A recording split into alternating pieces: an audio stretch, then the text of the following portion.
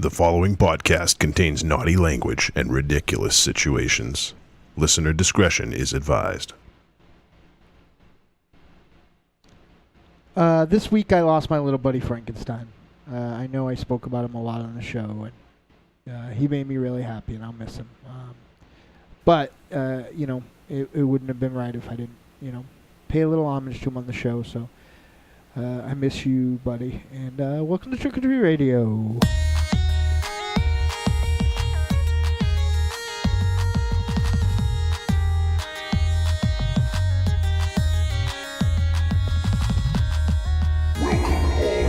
Zombies. You're listening to Trick or Treat Radio, starring the Deadites.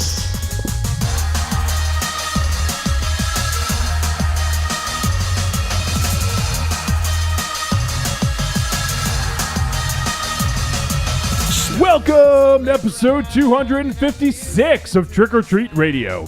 Trick or Treat Radio is a phantasmagorical spin kick straight through the heart of pop culture, navigated by the Deadites. The Deadites are the world's greatest electroshock band. We destroy monsters, we drink booze, we win championship belts, and we unfortunately pay tribute to those that we've lost. I'm sorry, Dynamo. Thanks, buddy.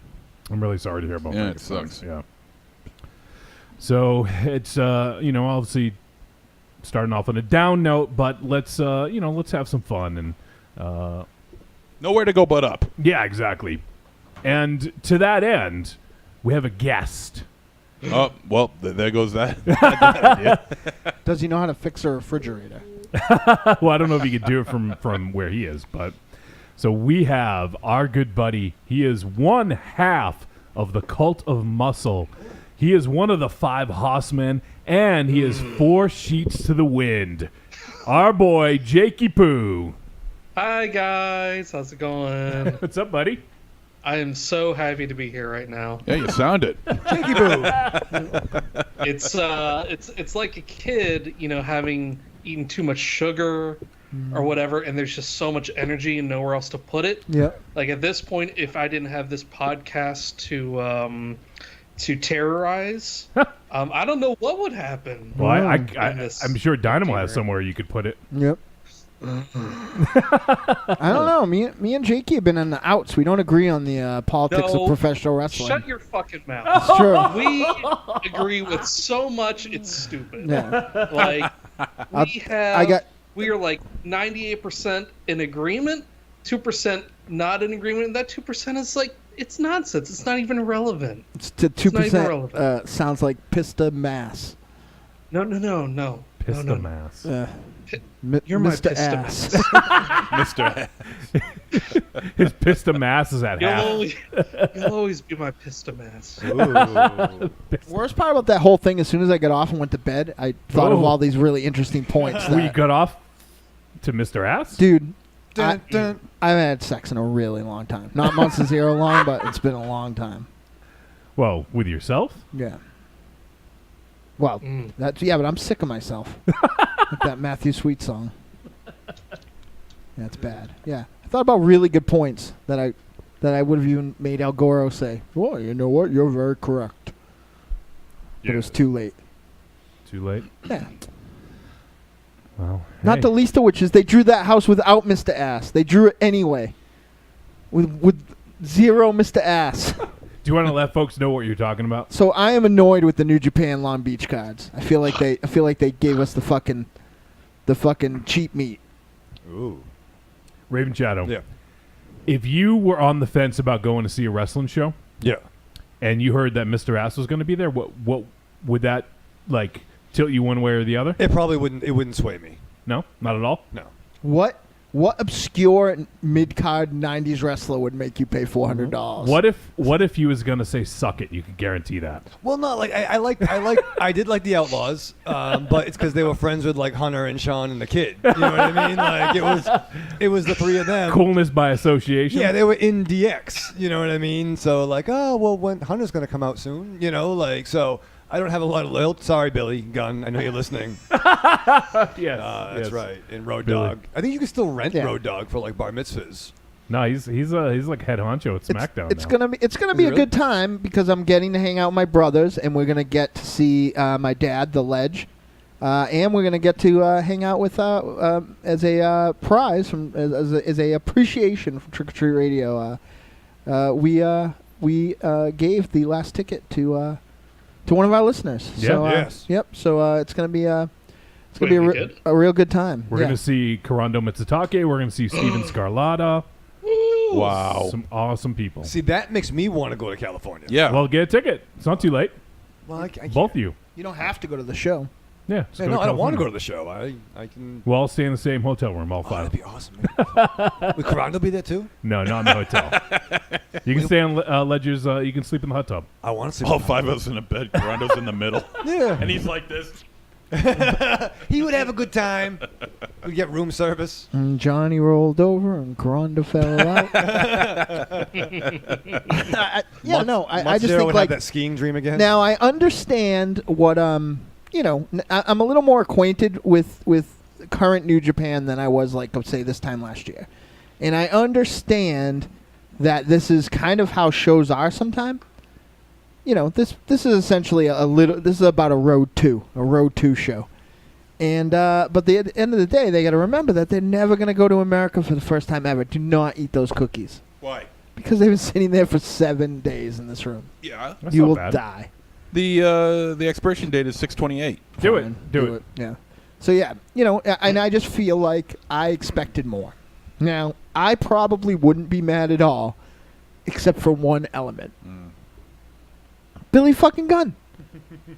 Billy Gunn. And the reason I'm mad at Billy Gunn is I don't even understand why he's there. He probably doesn't even understand. He why was he's at there. Wrestle Kingdom in the pre-pay-per-view show. But it's a paycheck. And then he was at New Year's Dash in a opening match, tag team match, which he lost. And now he's getting a shot at the second most prestigious title in the company. Oh, he's getting a title I shot. don't think it's Second a title most. shot. I think it's a singles match, if I'm not mistaken. He's getting he's getting a title shot? Oh, I thought it was Okada. That's right. It's Tanahashi. Yeah. Yeah. Okay. You're right. Yeah, You're right. I mean, I could be me wrong. a I haven't break. looked at it in a while because prior to the tickets going on sale, they were saying, all titles are going to be up for grabs. Right. But I think that's been adjusted since then. And I'm pretty confident, although I'd have to look it up, that the IC title is not actually up for grabs, that it's just a singles match between Tanahashi and Billy Gunn. And normally, the timing's a little weird because on one hand, Tanahashi has a torn bicep, like a fully torn bicep. Like he's got a fucked up injury, like something that can really kind of hamper him, especially with, a month from the G1 special in LA, they're going to be having that, grueling G1 tournament, which is, it's no joke even when you're healthy, let alone when you've got a fucked up arm.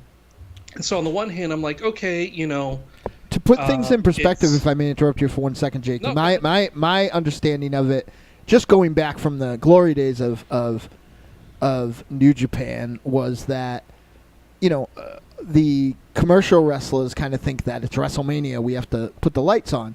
At that G1, in a lot of cases, that's weeks. That's a whole tournament worth of WrestleMania matches that you have to produce for the most part. And for some people, a good performance in the G1 climax, like Kenny Omega, I think isn't immune to that statement either. Can kind of make you. Well, it's not. I mean, you've got. I forget what the number is. I think it's 32 or something like that. You've got 32 dudes. Not all of those guys are going to be in the. They're not going to be in that position where they're going to make or break their career. When in all reality, it comes down to maybe 5 or 6 guys. Like last year was Yoshihashi and Sonata and Omega, and to a certain degree Naito, that really were elevated as a result of it. And everyone else was kind of, they were quote unquote filler. I feel like didn't Ishii have a couple of stellar matches last year?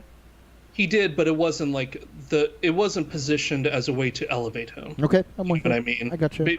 Just because of where he was. And I mean, we're kind of in the minutia of it right now, but the point being, like, the position that this LA show is that unfortunately it is a month before probably the most grueling stretch of matches that all of these guys are going to experience, everyone outside of the junior division.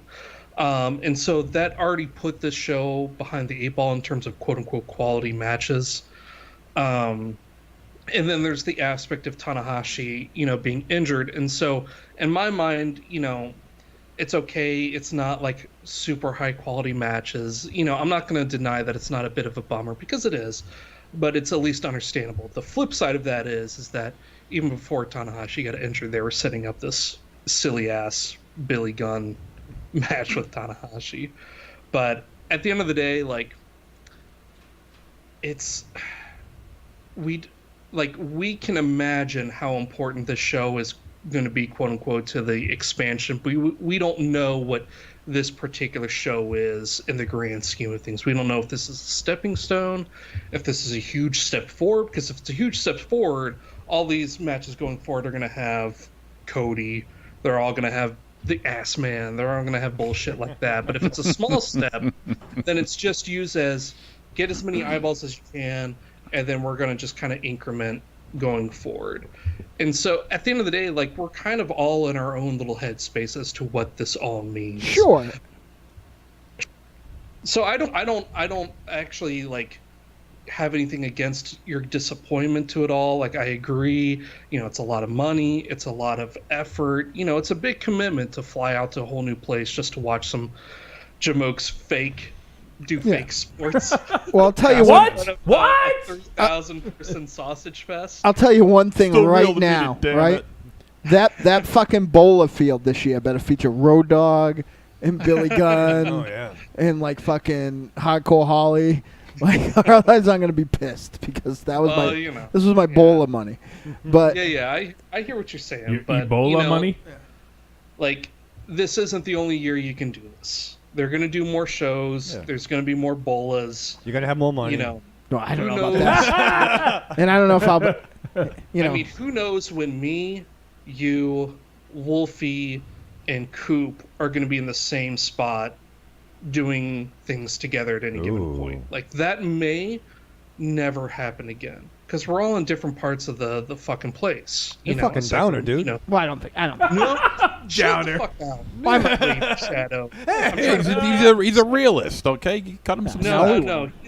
He's a bitch boy. That's what he is. Whoa, Jake. No, whoa. I was referring to you, not him. Wait, were you on my side? Wait, No. who's Fuck the bitch? you. Who's the bitch boy?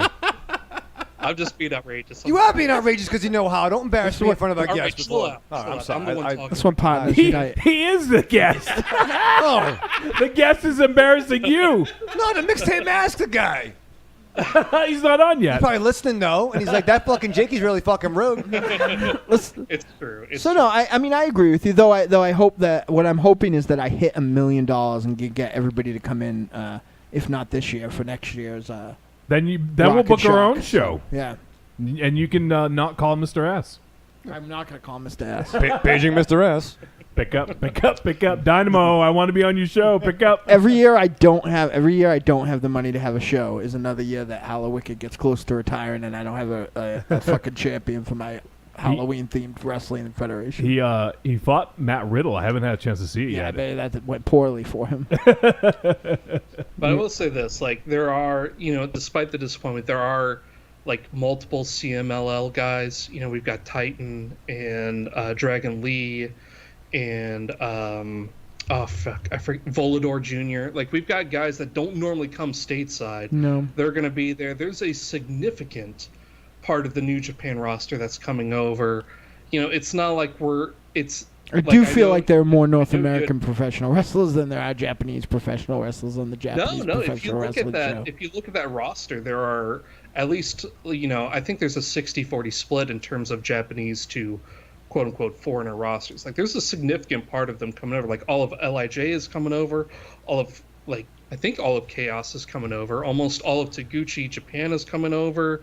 Like, there's a lot of dudes coming over, and then there's even like the Young Lions that are coming over, as well as Jay White and David Finlay. So we're gonna have like a Young Lions reunion, which is gonna be cool. Like, there's a lot of little things going on to make it interesting and cool. Now, I won't like try to poo-poo your disappointment, because it is real, and I was disappointed too. But I think there will be enough there, as well as being able to hang out with people, Yeah. not only going to the show, but people in LA in general, it'll all make it worth it. Yeah, I'm excited. I'm excited to finally meet, my Cult of Muscle, like my alternate reality Cult of Muscle stand-in Kelly. Yeah. Like who comes on and tells shit stories in my absence. You know, I don't think they're going to travel all this way just to put on a shit show. You know, They won't. No. It'll be a little bit better, I'd imagine, than what you would expect, but not as good as you would expect, say, if it was in Japan itself. not as good as what you're going to get at like Wrestle Kingdom. for Right. instance. Oh, that fucking Dominion show. And I mean, especially for the guys that aren't going to be in the G1, like the guys that aren't going to be in the G1, they have no reason to take it easy. You know, I could see the guys that are going to be in a month-long tournament to kind of like not go 100%. But to the point of money, and I mean, money is very, very important, but like 2-3 years from now, like you're not going to miss that money. You're only going to have that memory. Yeah. You know what I'm talking about? And I'll tell you this: I'm not worried about the thing everybody else is worried about. Or yeah, I hear what you're saying. Yeah. you know, like I'm you know. But I think like that. I mean, you're talking about like setting aside the booking and who's going to be there and all that fun stuff. And I know this doesn't matter to a hill of beans for all the horror fans that don't give a shit about wrestling. Listen to the show, but No, F them. this will be the last thing I say about it. Like we're going to be in a room filled with about 3,000 other dudes and their upset girlfriends that they're being strung along, or wives in my situation, that are ravenous, that are craving this shit. So it's probably going to be a really raucous, good time. Even if the quality of matches aren't quite as high as we would like them to be, I think we'll all have a really, really good fucking time. I'm just worried we're going to get T-shirt We're Kenny going to be Omega. in the 7th row, and the second night we're going to be in like the 2nd row hard camera side. So people are say going to be second able to see night? us. Yeah. Yeah. Yes. Second night we are in the 2nd row on the hard camera side, so people are going to see our filthy, ugly mugs. I'm sorry, everyone. This is going to be like hours. a year of Chikara I can't watch. 'Cause I'm fucking front row center with my big dome. All right, real quick, let me just run down what we're doing tonight because we haven't even done that yet. So tonight we obviously are joined by Jakey. We're going to review the film The Belko Experiment, written and produced by James Gunn and directed by Greg McLean. We're going to check that joint out, talk about it, and then if you guys are watching this live around 10:30 Eastern Standard Time, that's just under an hour from now, we're going to be connecting up with Fred Carlini from Mixtape Massacre. So they just dropped their new Kickstarter today for their expansion pack. And last I looked, I'm going to look it up right now, they were already close to their goal. Wow, really? Yeah, so the goal was 10 grand, and they were at like 6,800 last time I looked, like 3 hours ago. So let me take a look at that, and we'll Those see. beef jerky is smellier than Raven Shell's cigarettes. No, you're welcome. But they're healthier. I don't know about that. I'm not so sure. Oh, it is healthier. You know, Native Americans used to smoke to get in touch with the spirits. You know what he just said there? Native Americans. I heard him. Yeah. Indians. Perfect. So looking at the Black Masque expansion, they're at almost $7,500 out of 10,000. It's only Wow. been, and it's been live for about just under 12 hours. So It's mask with a Q. yes, like how Mask- some people spell Mike. I don't know who anybody spells it like that. Mick. Mick. You make it. It's not Mick. Or Mosque or Bisque or... Let me tell you, there's two people on this side of the table who Lost might be them the only two people in the world that can't take me up on anything having to do with the English language. Yeah. All right, so I want to jump into this film review in just a little bit, but before, there's a couple things I wanted to bring up. First off, myself, Mars, and Raven Shadow, we, this past weekend, went to go film a scene for Morbid Vision's film Septic. Yeah. Welcome to the crew. And I got a callback, Monsters here. How come you didn't get a callback? because his character's fucking Did dead. Yeah, Spoiler alert. probably, yeah. Well, I don't think it's that much of a spoiler. Yeah, I got the call. Hey, you did such a good job. Can you come back? Now, Oh, Dynamo's yep. character Yeah. may have met a similar fate. Well, I didn't. I got no. My fate. No. Monster Zero got hung up for like an hour and punched by me for real. Yeah. I Slapped and everything. We filmed out of order, so I laid on the ground dead for an hour and a half, and then had to get up for 1 minute and get shot. That was my whole filming thing. Yeah. Isn't that fun? No, I didn't mind. I fell asleep once for real. Me and Raven Shadow got to shoot fucking guns. Oh, it's fucking awesome, dude. We Yeah. were fucking barrel buddies. Barrel buddies. Although I Now, think did you have any? Did you have any blood scenes at all? No.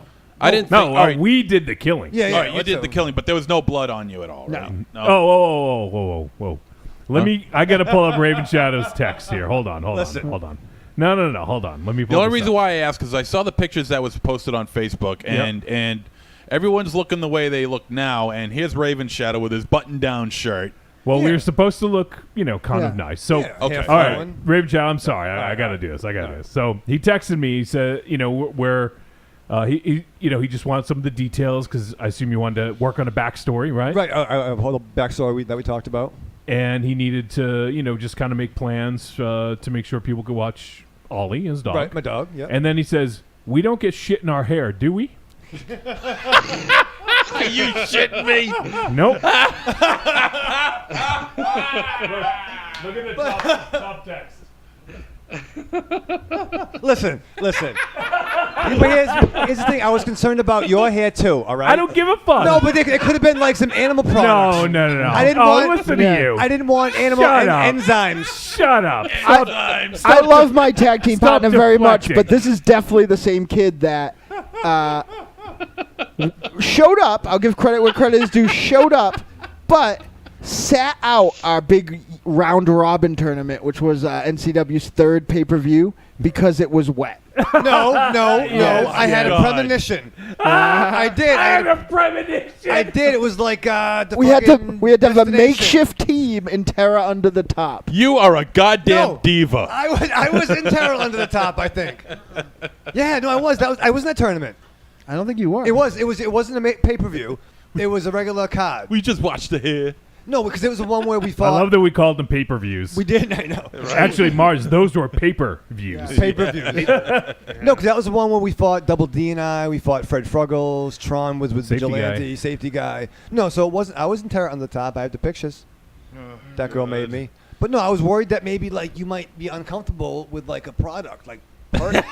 Shut up. Yeah, he was concerned about you. And me. And me. But it was the Shut two up. of us. Shut up, you dummy. That's not why. But we get to be in a Brian Pollan film, dressed like nice grown-ups, like gentlemen. And, Nice grown-ups. And we got to shoot guns. I get to dress like Monster Zero in the Brian. Yeah, Paul you film. did, It was nice, actually. Did you really? Yeah. although we both separately had that. This is going to be the fucking crow moment. Yeah, Brian Paul. Oh, yeah. Especially when they're loading, I'm like, I'm just going to move away so it's not pointed at me. Brian Paul liked my look, though. And the first time I was there, though, he made me take my mask off. He wrote a dialogue scene for me. Then he made me come back and get killed. So it was good. Yeah, well, you were open. Yeah, I was over. We met new friends. I knew most of those guys, but I knew you guys. Yeah, Though one of those guys is like a legend to me. It was that Rockin' Show. I know him. Yeah. I know Chris Kinnery was there. Joel. Well, Chris was there. Kinnery, I love him like a brother, but he's not a legend. Rich George is Rich, a legend. Yeah. Rich George is definitely a legend. Hanging out with fucking Rich George was the fucking bomb. I've That seen that dude guy is- get lit on Rich fire. George is Dude cool. He's Flip cars. He's so nice, too. Yeah, They were yeah. all real nice. They were all real Yeah, nice. oh, no, absolutely. No, Rich George is a cool guy. Dude. Yeah. He really is. Are you gonna cover Septic on the Cult of Muscle, Jakey? It's on the roadmap. It's on the roadmap. Can I talk about the We'll get preparation to it. for the big gun scene? Sure. It was great because we pull into the studio. The set. It's the a set. set. I'm not sure where we Studio. were. Guess who didn't get messy? But no, so we go to the set, and the neighbors are having a big giant cookout. So The it's like- neighbors? the neighbors, Neighbors. the people next door. Meebs. The neighbors. Yeah, the neighbors. So having a big family cookout. The it's very- burbs. Yeah, the burbs. It's a very tight community, and we have to shoot some gunplay later on. So I liked a little bit of business how over the course of the shooting, someone would like hammer at various points and then yell out, "Shelves are coming out nice. Yeah. We should go to Home Depot." So they were basically trying to set the precedent that, hey, we're banging, making a lot of noise, so when the gun's fired, the neighbors wouldn't be, like, alarmed. Yeah. So Brian'd be like, every, 10 minutes, All right, someone use the hammer. So, Jakey, as an action fan, I can tell you with no, as though not to your degree, as like someone who I think knows, myself a little bit about action films. These two looked fucking ridiculous shooting guns. No, I can't believe it. How did you hold the guns? It was like they were the fucking Goondock Saints. We're on a live show, so we can see this. Like, mime for us how Johnny, you how held was the it like guns. this? It was like, I was holding in one hand like this, and Raven Chat was doing the two hands. I actually wish I did the two hands because that gun was fucking heavy. Oh, so they were real? They Yeah. were legit guns? They were they were starter pistols. starter pistols. Yeah, he's got a collection of starter pistols. I've only used one but myself. they were heavy. Yeah. Okay. So You guys went tactical. You didn't try to get stylistic with it. Right, exactly. Like no sideways. Okay. Although we have those pictures. Yeah, we had to take that picture. My favorite part, they were both looking really hard at one point, and then someone else shot a gun and a spark shot up to the ceiling, and it looked like a live grenade had hit the floor. Well, to be fair, I think Raven Shadow mentioned it. We both were thinking of the Crow. Yeah, because we're side by side. And, to be fair, there really wasn't a stunt coordinator on set. Rich George. Oh, he's no, the Rich George is a licensed stunt guy. Oh, really? Okay, then he's the one that had the idea then. Yeah, Who yeah. suggested that I step a little bit in front of Johnny. Which I'm thankful for Yeah. because that shell would have went right in my eye if you Yeah. hadn't mentioned that. Shells, we'll bust the Man, caps. it's a good thing I wasn't there. Raven Shadow with a gun in his hand. Jesus. I'm going to be fucking You want like... to see the pictures? Yeah, it's I fucking saw the sexy. pictures. Oh, okay. Unless there's more. Put 'em in I the got chat. some more, yeah. I'm pretty sure after the whole Crow fallout that it's common practice now on to not even, even when you're 110% sure that there's nothing in the guns, that you don't point it at point it at someone. It's always off to the side, or there's digital stuff after the fact, or whatever. So hopefully you guys weren't even staring down the barrel. No, we weren't, but that's fucking tough. That's fucking hard in the yard right there. That's like fucking, I'm like Jimmy Wick. Jimmy Wick. Jimmy Wick! Like his cousin. As opposed to Freddie Wick and Yeah. Scotty Jimmy Wick, Wick. and Frank Wick. Eddie Wick. Your fucking candle wick. And there was a flash from the muzzle Wick.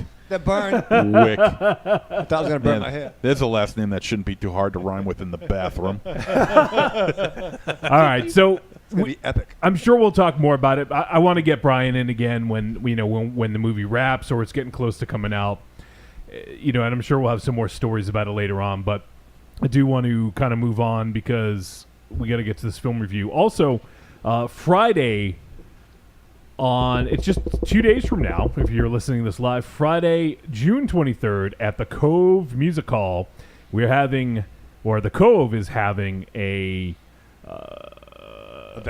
event, a large celebration for Dynamo. It's going to be, all proceeds go to Dynamo to help him pay for his medical bills. So if you guys are anywhere in the area, definitely head down to the Cove Music Hall on Friday, June 23rd. There's going to be some amazing bands. I'm really nervous. Well, you shouldn't be. You're not performing. No, but I have to be around people, and I'm bad at that. Well, everyone's there for you, so So it's that's even worse, right? that's probably some like bounty hunters and crooks there. Like Just dress up, like wear a mask so no one even knows it's you. Yeah. no one shaped like this. With a really long Where- nose, because it's phallic.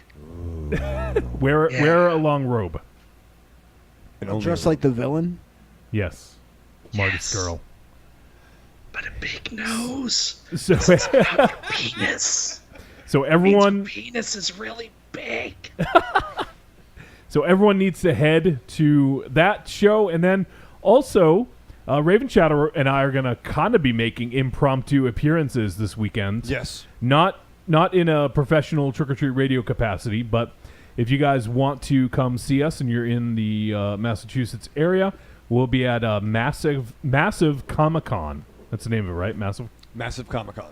Massive Comic-Con at the DCU Center in Worcester, Mass. It's the same place that Rock and Chalk happens. Yep. I will be hanging out with our buddy Michael Neal, and Raven Shadow has been recruited to try to sell some comics. Yep, I'll be working at the local That's Entertainment booth. I've been hired to make an appearance there. Yep. So if you guys are anywhere near, come check us out. Stop by. I know Michael Neal's going to be giving away some stuff. He's got some awesome things going on. So definitely swing by the Drive-In Horror Show or Grimm Films booth, and it should be a good time. Can I just talk about the bands that are playing Friday real quick? Because I am really, really honored. It's one thing, like, if Monster Zero's Jug Band Jamboree showed up to play for me or something like that, Zero and the Ferrets or whatever, or Michael and the Shadow Puppets or whatever. Some legit local legends are on this bill, and it means a lot to me, and it means a lot to the legacy of my last name. That these bands are getting together. The Clark Brown, who was the front man of probably the biggest metal band ever to come out of Worcester, Dr. Buchenheimer, has a new band, Strangler Needs a Manicure, and they are, I believe, headlining.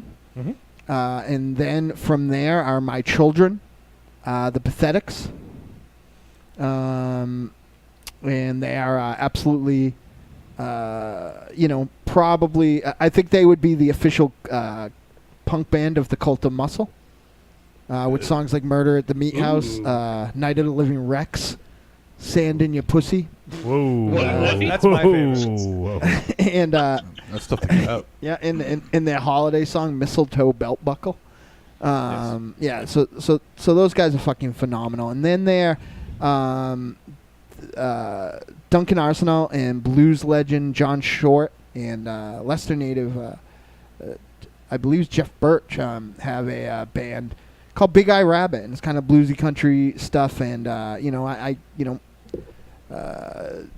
Duncan, was a big reason why anybody even knows about the Deadites. So, it's awesome to have him on, and fucking big John Short. Like it's a really big honor. And then we're gonna have one of my favorite power pop bands of all time. The second best band in the history of Worcester, Massachusetts, and that's Thinner. And they are all small, adorable men. It's very strange. They're all 10 years older than me, and they all look like teenagers still. I hate them. They have like Paul McCartney disease. But yeah, it's fucking great. I can't believe Thinner. Speaking of Christmas, Thinner has wrote my favorite Christmas song. It Must Be Christmas. But Thinner is just the fucking best, and I'm so honored that they're playing. And they're playing. Neil is injured, and he's still fucking going to show up and play. And then topped off, if you want to talk about legends, not only is this guy a Trick or Treat Radio alumnus, not only is he affiliated with the Deadites, he is a legit guitar hero in this area. He is a legendary songwriter. And he has produced some of the best records of all time, and that is Roger LaValle is going to be kicking the night off with an acoustic set. So I am just so humbled and so honored, that these people are going to be there. I think you might be able to buy some Dofa Dynamo download codes live. Nice. Yeah, so there you go, Raven Shadow. All right, cool. Well, actually, he won't be able to buy the card, but not know what to do with that. I'll help you out, Raven Shadow. All right, can I just give you like $7 and someone can make me a copy of a CD? $7, huh? That's what I mean Can I to you. give someone like no, $17. Yeah, $17. Thanks. All right, I'm gonna give you like $27. $37. Monster Zero, give me some dollars. Monster Zero gave me $82.50. No, he thought he was buying a Transformer. Well, that's not his fault. He misunderstood my diagnosis, and he got a carcinomatron. All right, so I think that's it. We need to move on because I want to make sure we get enough time to talk about this movie. Yes. Before we have to connect up with Fred. So, Fred!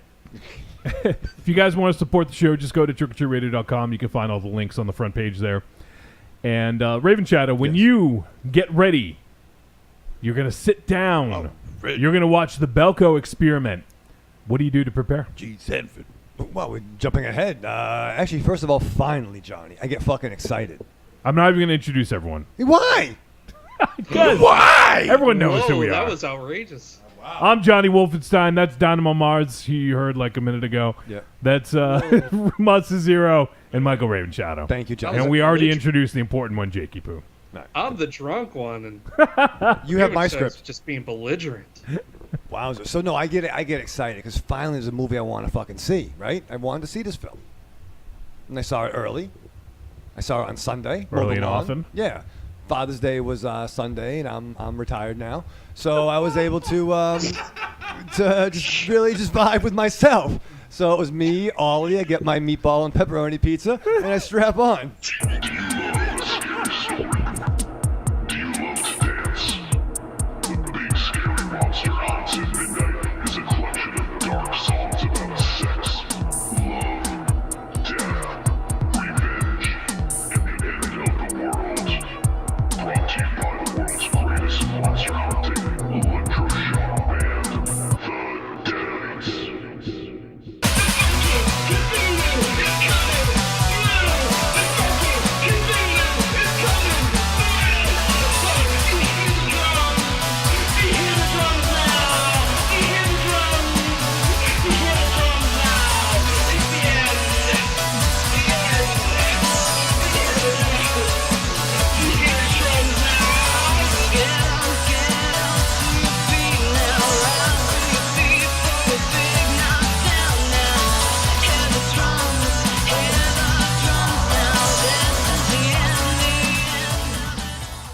Available on iTunes, Google Music, Amazon, CD Baby, and all other digital distribution sites.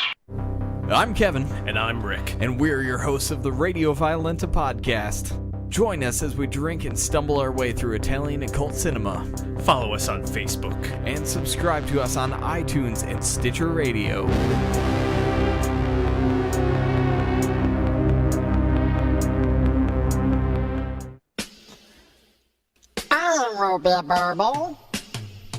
What's up, y'all? It's me, the Yeti. Telling all the ladies that they couldn't be more fine and that we should knock those boots like Frankenstein. When I want to get my nerd on, I go to Facebook and I go to the Trick or Treat Radio Facebook group. That's the place where I get to talk about all the hip new horror movies, all the cool comics. What comics? RPGs, video games, you name it, we're talking about shit on there. And you could not be any cooler if you were the coolest kid in school. Be the first kid on your block to swing their cock over at the Trick or Treat Radio Facebook group. Just go to Facebook, search for Trick or Treat Radio, ask to join, and it's like Nerd Nirvana, baby, without the shotgun blast. This is the Yeti, signing out. See you at the Trick or Treat Radio Facebook group. Follow us on Twitter at The Deadites, TheDeadites.com, and TrickOrTreatRadio.com.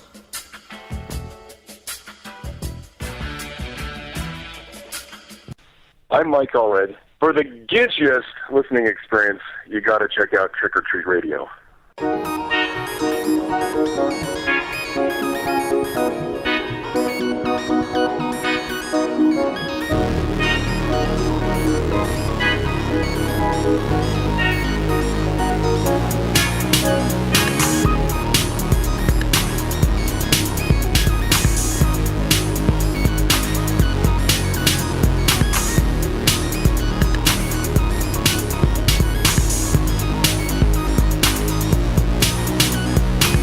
All right, we're back on Trick or Treat Radio. We are going to talk about the Belko Experiment. Yep. Before we do that, real quick, I forgot to mention, we are going to be giving away a copy of Mixtape Massacre. Ooh. Look at that, and it's sealed and everything, so it hasn't been tampered. All sealed. This game is fucking awesome, and it's made right from the guys at Bright Light Media. Like, you get it right from them, and so it's a little pricey. It's $60 to buy this. I personally think it's a good deal because this. It's a great game. Raven Shadow, Wolfie, and myself, we played it. Yep. Some time ago, and we had a fucking ball with it. Yeah. It was fun. It was actually fun. So I'm opening the envelope to see who wins right now. Here we go, and the winner is from Necronomicon, Ohio. Jake McMarshuge. Wow, see? All right. Congrats to Jake McMarshuge. Marge Mars-huge? Yeah. Large Marge. Tell him large Mars-huge sent you. So the way you can win this, you have to give $5 or more to their Kickstarter. And when you do that, you also need to send us an email with proof. Just the, basically a screenshot or just to say that you paid $5 to Kickstarter, at least $5. That's it. That's all you got to do. So if you don't want to, get in on this, if you don't want to buy the expansion itself, which is $20, you can go and just give them $5. And you will get in the running for this. But you have to send that email. So donate at least $5 and then send us an email with proof. And that email is podcast@trickortreatradio.com. And at the end of the Kickstarter campaign, which is, I think they're doing a 30-day campaign. Let me check. Yep, they're doing 30 days. At the end of this 30 days, so in about a month from the airing of this live show, we will draw the winner on air. And we're going to do what we normally do the random number generator. So everyone that gets in on this gets put into the random number generator, and we're going to pick one out. And we will have one lucky winner will win Mixtape Massacre. So get on that, guys. We're going to post about it on the Trick or Treat Radio Facebook group if you're on there. If not, maybe we'll tweet it out or just get the word out there because we want to help support these guys and we want you to win a fucking awesome game. So there you go. We'll talk about it again maybe later and definitely next week. So Hey, our good friend from the Cromcast, which we did an appearance on a bit back, Josh is in the chat room right now. Yeah, I didn't live for the first time ever. No, he's been in before. Hi, Josh. Josh has been in a lot. Live? Yeah, he's been in a lot. He comes in almost every week, probably. Why do you let me drink? Soda? What? So in the chat room, real quick, I don't have time to catch up on everyone, but I'm just going to announce we got Riku, we got Bosch, we got Corny, we got First Time Mike. Corny's not often in. We have Cecil Hands. Cecil who? So We got, I mentioned Riku already. We got Josh from the Cromcast, as Dynamo mentioned. With Jakey-Poo's hanging out in the chat room. Mm-hmm. And I saw Creepy Girl. I saw Julie Meow Meow. Jesse G. Jesse G. That dude's never been in the chat room. Yeah, yes. He was last week. Sir, come on. We have I'm Broke Son. We got someone named Mick Mars. Oh, from Motley Crue. Yeah. He's the one they call Dr. Feelgood. Yeah, that's right. And I think that's it. I might have missed some people. I went back in the chat. But, okay, so we need to jump into the Belko Experiment. First time Mike? I said him? Yeah, this is his first time. Nope. That's his name. It says it in his name. So the Belko Experiment from 2016. It just recently hit VOD. And that's how we checked it out. It is rated R. It is 89 minutes. It's an action horror thriller directed by Greg McLean and written by James Gunn. Mm-hmm. And it stars... Please, no more guns. John Gallagher Jr., Tony Goldwyn, Adria Arjona, John McGinley, Melanie Diaz, Sean Gunn, Brent Sexton. Ooh. Michael Rooker's in there. Yeah, I was looking for him. Michael Rooker. It's Gunn's boy. Fake Joker from Dark Knight is in there. Fake Joker from Dark Knight is in there. Yeah. Yep. Thank you. I was like, who's this fucking guy from? Yeah. You're welcome. And Thank Slagoth you. is also here. Yeah, Slagoth. Yeah, Wait, buddy. Slagoth is in this? No, What? Yeah. he's in the chat room. Slagoth, first time in the chat room. Shut up. Hey, listen, I've had the chat room open, and this is all new to me. And He's drinking Donkey Reef? We need some explanation on that. You can't just say that, Slagoth. What the fuck is Donkey Jakey, of Reef? all the people that are gonna fucking derail me, it's you. He can. He's my other partner. I'm professional. All right, the synopsis we have. In a twisted social experiment, 80 Americans are locked in their high-rise corporate office in Bogota, Colombia, and ordered by an unknown voice coming from the company's intercom system to participate in a deadly game of kill or be killed. You know what I hate about the term social experiments? That YouTube has fucking ruined it. Well, it's better than social thriller. Agreed. Yeah, well, it's definitely that. But you've got all these jamokes on YouTube doing fake, staged pranks, and they call them quote-unquote social experiments. Yeah. That's not what this is. This is a fucked up battle royale in Colombia type setup. It's not quite Which is a true social experiment. Colombia's battle royale all the time. Yeah, Yeah, you really need right? to go into an office. It's actually not that bad. Oh Over yeah, the it's years. such a peaceful utopia. Have you Oh, ever shut been your to fucking Colombia? mouth. Yeah. It is. Wow, he's in a fucking good fired place up right now. Have you ever been It to Colombia, is. MZ? Yes, I have. I have You have been. fucking not. You have not. I've been. I It's saw actually- the Lincoln Monument. You have not. It's The actually a District of tourist hotspot. Columbia? Yeah, see? That's where I get my Coke. Right. It's actually doing really well right now. Like it's very popular one among tourist foodies and stuff like that. Like it's not as well, let's just say it's not the 80s anymore. It's a much more stable place than it used to They be. have lights now. Oh, shut. They have. Stop it. They got VHS. Stop it. All right, Jake. Have another drink. Okay, I will. All Come right. and listen to our 1990s movies. I that gotta we just start got last week. I gotta start with MZ on this one because okay. MZ, what's your favorite movie? Battle Royale. Okay, It's one of my favorite movies too. It's like number 2. I don't know why. He gets so okay, much but fucking it's love. his favorite. Yeah, but what's right? the problem is what's his What is What's there's the actually second? a problem with this? Yes, Dynamo, where does Battle Royale rank for you among your I top like it films very much. of I have all a tattoo time? on my leg. No, you don't. After Jaws.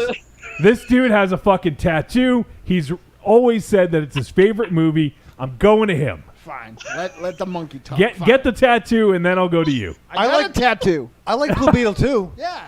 Where's your tattoo? You don't want to see it. Yeah, it's what my bathing suit covers. MZ. Yeah. Now, obviously, I know films like what the fuck was that film with Katniss, Raven Shadow? Hunger Games. Yeah, Hunger Games. You gave Hunger Games a lot of shit, right? Yeah. Because it basically stole the premise. Mm-hmm. What is your thought about this movie in regard to Battle Royale? It's different, but it holds the same general idea, but it's different. What the hell is going on? Whoa.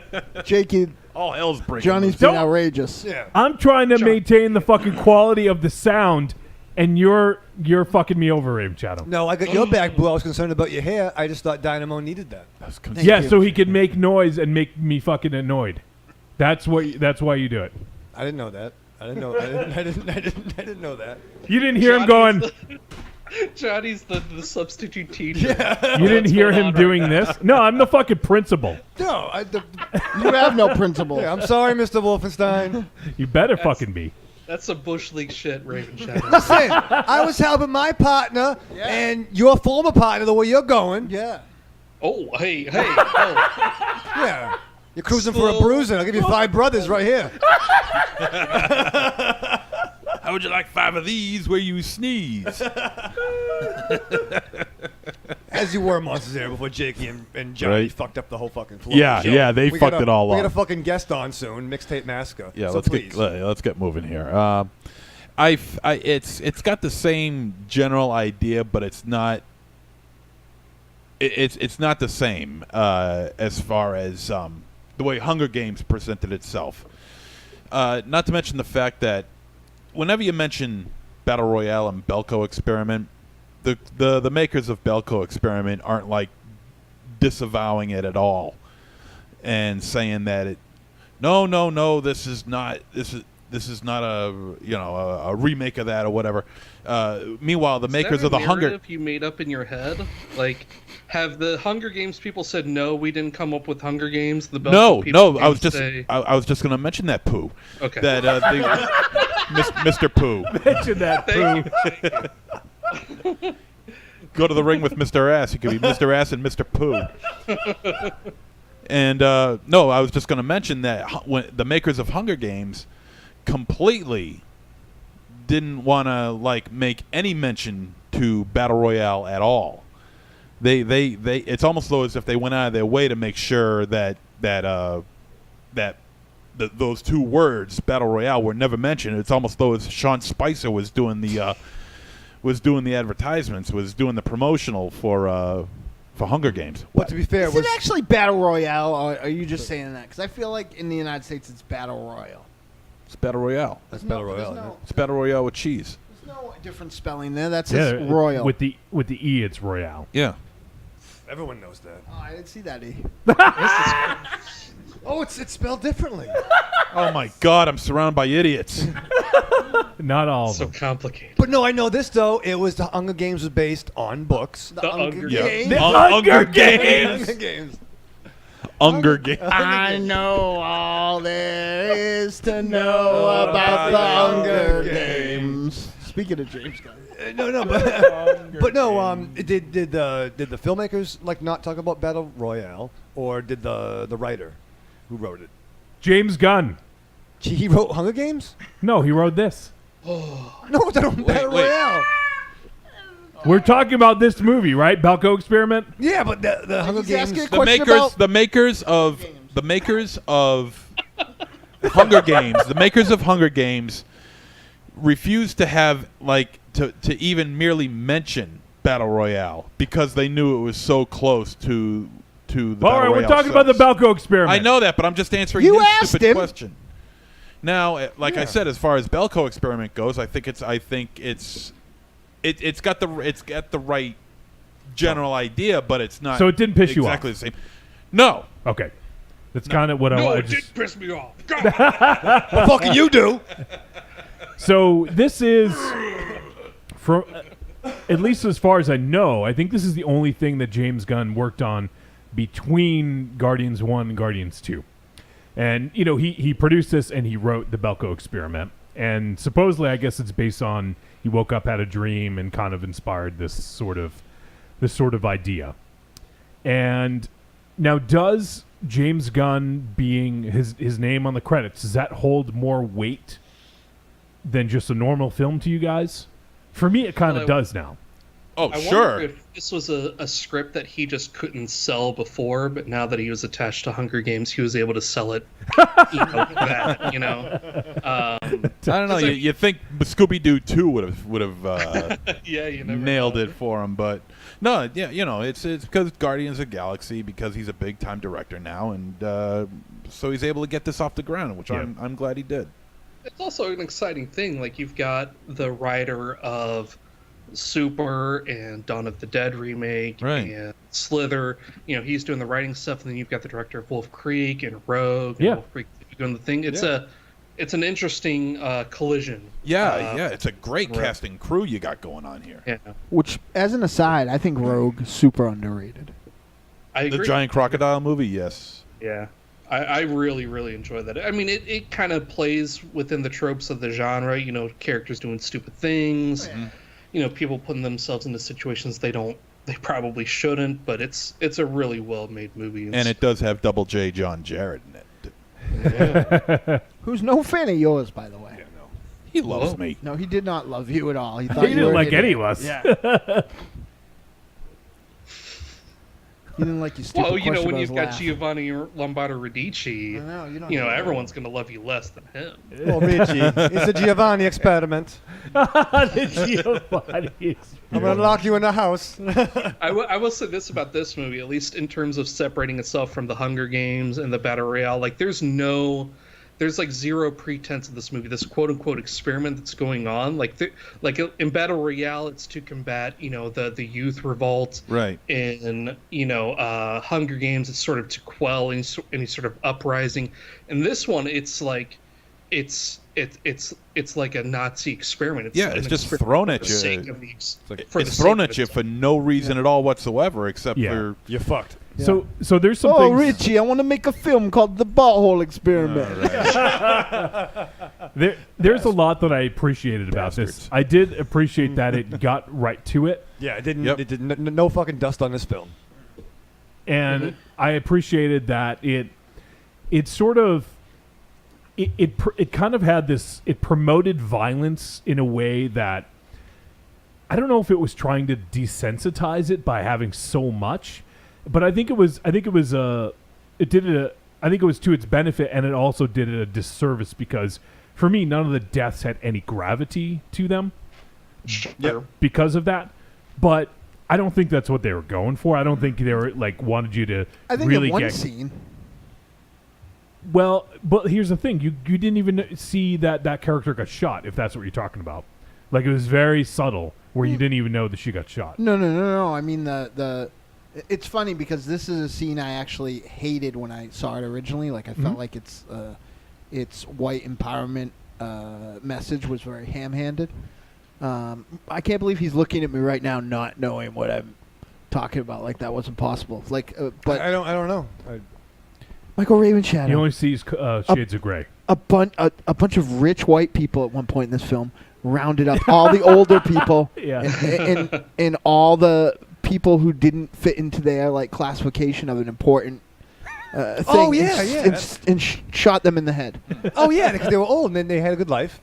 And they had a good run. It had, you know what? That makes sense. That whole scene had a very Trumpian feel to it. Yeah, that was actually when I gave it thought in that perspective, even made it just that much more terrifying. I thought it was a little ham-handed politically, but I think that scene it wasn't was true in your face. I though. felt like it was. Yeah, no. I felt like the regardless. Or irregardless, as the podcasters say. Does it have an E on the end? I feel like that scene, even though you didn't know any of the characters, was so universal and so well put together that I felt like it was very impactful.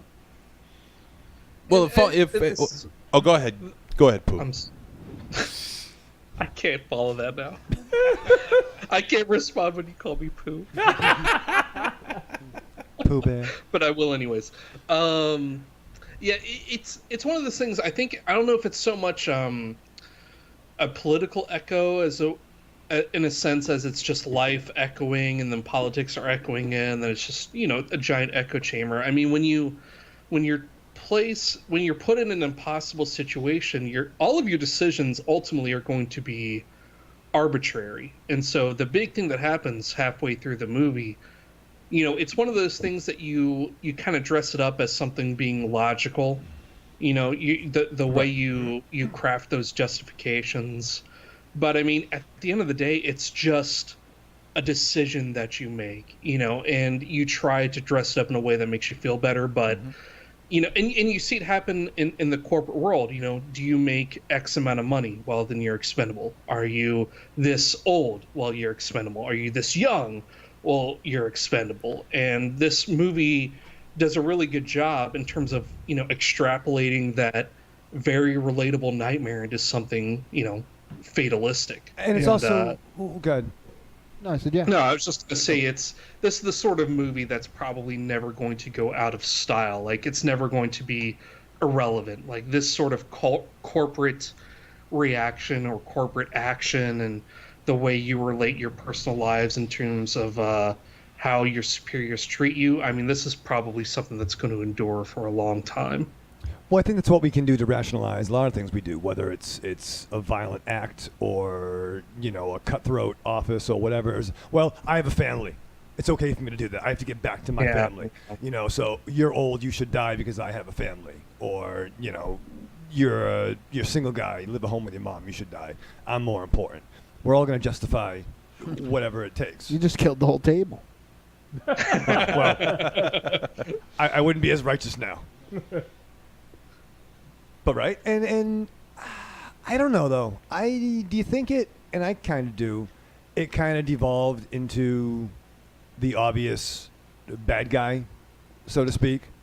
Yeah. It's a very, that's the tricky thing. Especially when you're dealing with broad sort of you see this a lot in science fiction, in some ways when you go the broad route in terms of how you sort of realize your thematic intentions, it feels obvious, but sometimes obvious is the right way to I just go stopped about myself from making a Michael Raven Shadow style joke, by the way, just so you know.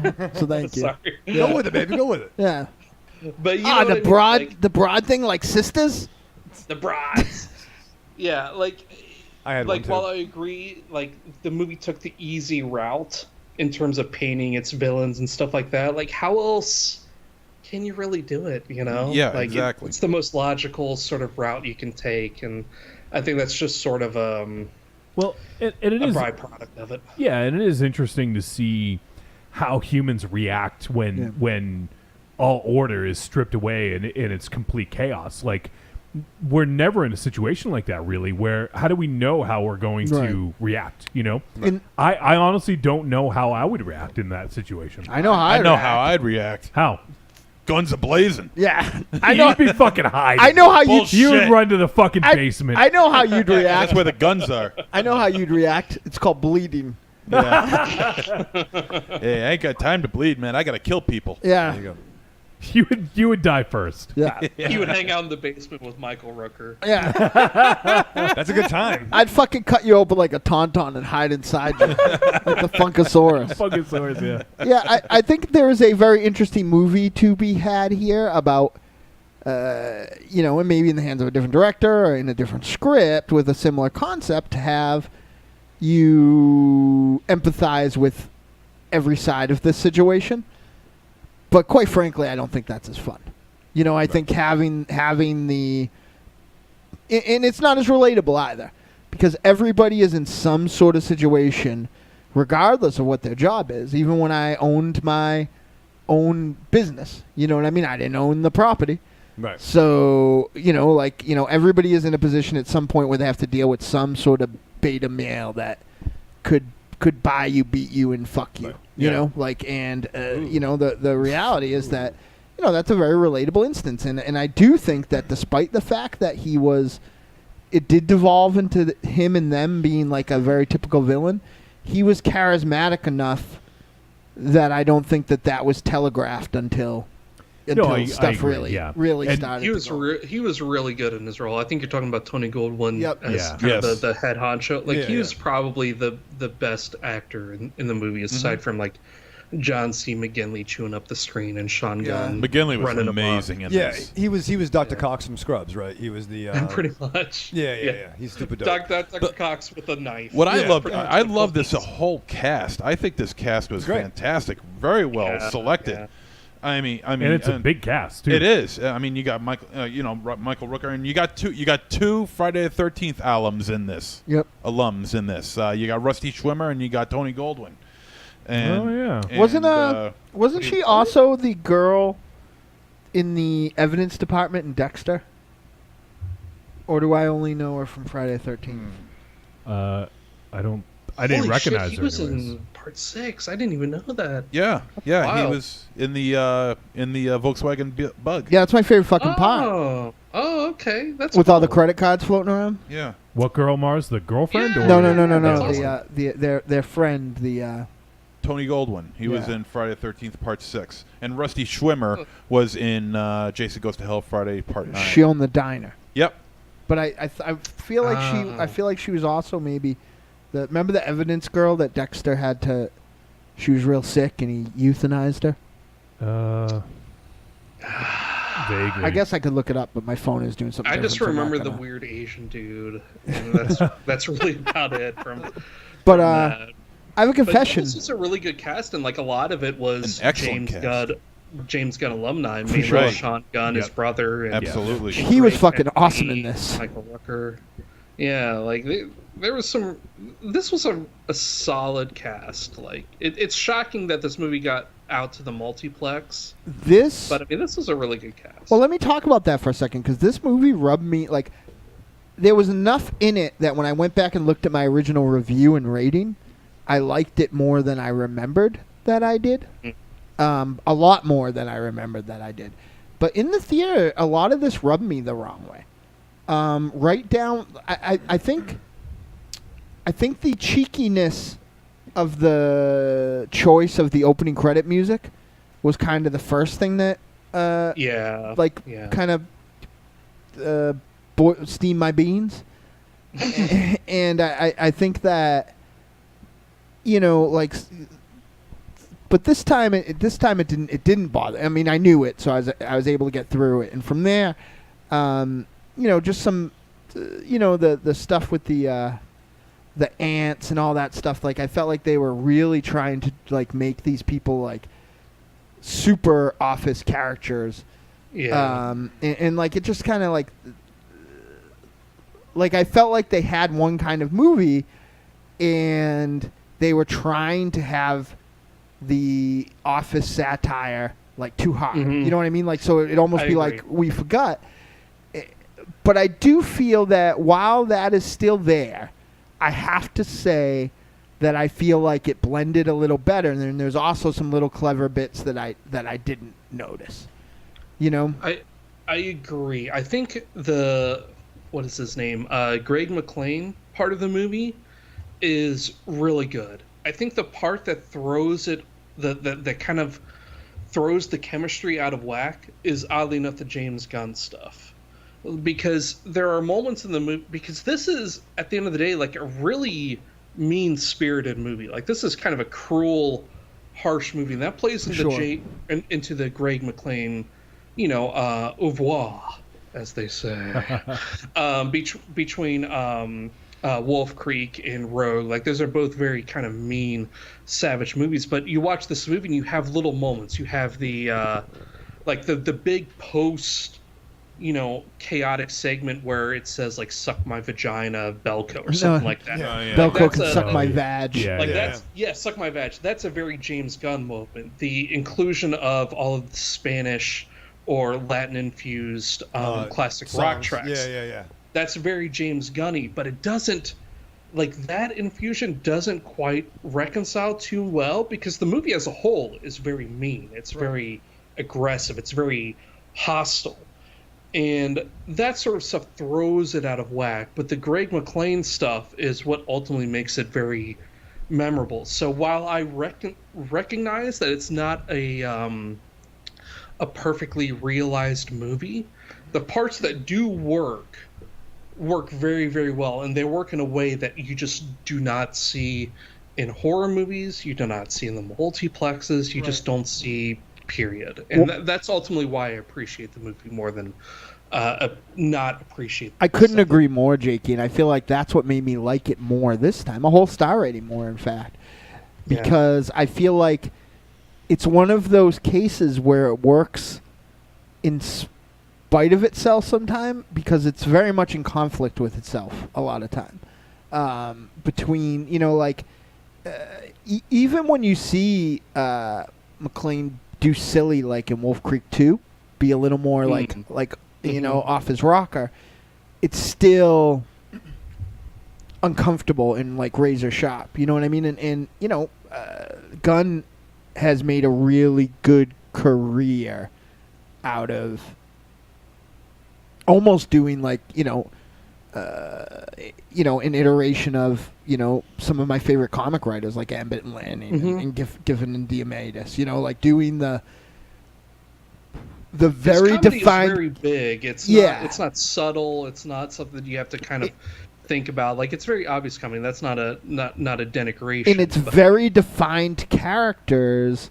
or archetypical characters. If you go all the way back to Dawn of the Dead, where you can play, where it almost doesn't matter the situation, because you can, you know, you inherently care about them, you know, to a degree. You inherently understand them, but most importantly, you just want to see the natural tension that's put between those characters being together, and that's really the thing that's been the commonality in his career as far as writing goes. You know, so you know, if you look at what actually goes on in, say, Super versus scenes of people just having very tense, awkward, funny conversations with each other, you know, you'd find that, you know, there's a big imbalance there. Though what I will find, speaking of Super, I think James Gunn has a wrench fetish. Yeah. I think the biggest conflict for me, and I think that for most theater-going audiences, or if you're watching on VOD or whatever, I think the biggest thing is, I think expectations really can wreak havoc with this film, because I guess what I wanted out of it was I wanted to actually let me flip that on its head and say that I think killing 30 people, like the first part of the game is kill 30 people in X amount of time, and that sounds horrifying because all these people are dying, and I think that probably has more impact than killing just like a few. But I think if they had the opportunity to focus more on, if they had a smaller cast and were able to have more character development, I think that those kills would have been more impactful and would have had more gravity. But I also think that's not what they're going for. So once again, me going in, that's kind of what I wanted out of it. And now that's not fair to the movie. So I was able to kind of reconcile all that and realize that that's not what they're going for. And that this sort of mass killing is an even greater sort of, that's kind of what they wanted to do with it. But they had a lot of. There's really only one character that I was like, oh.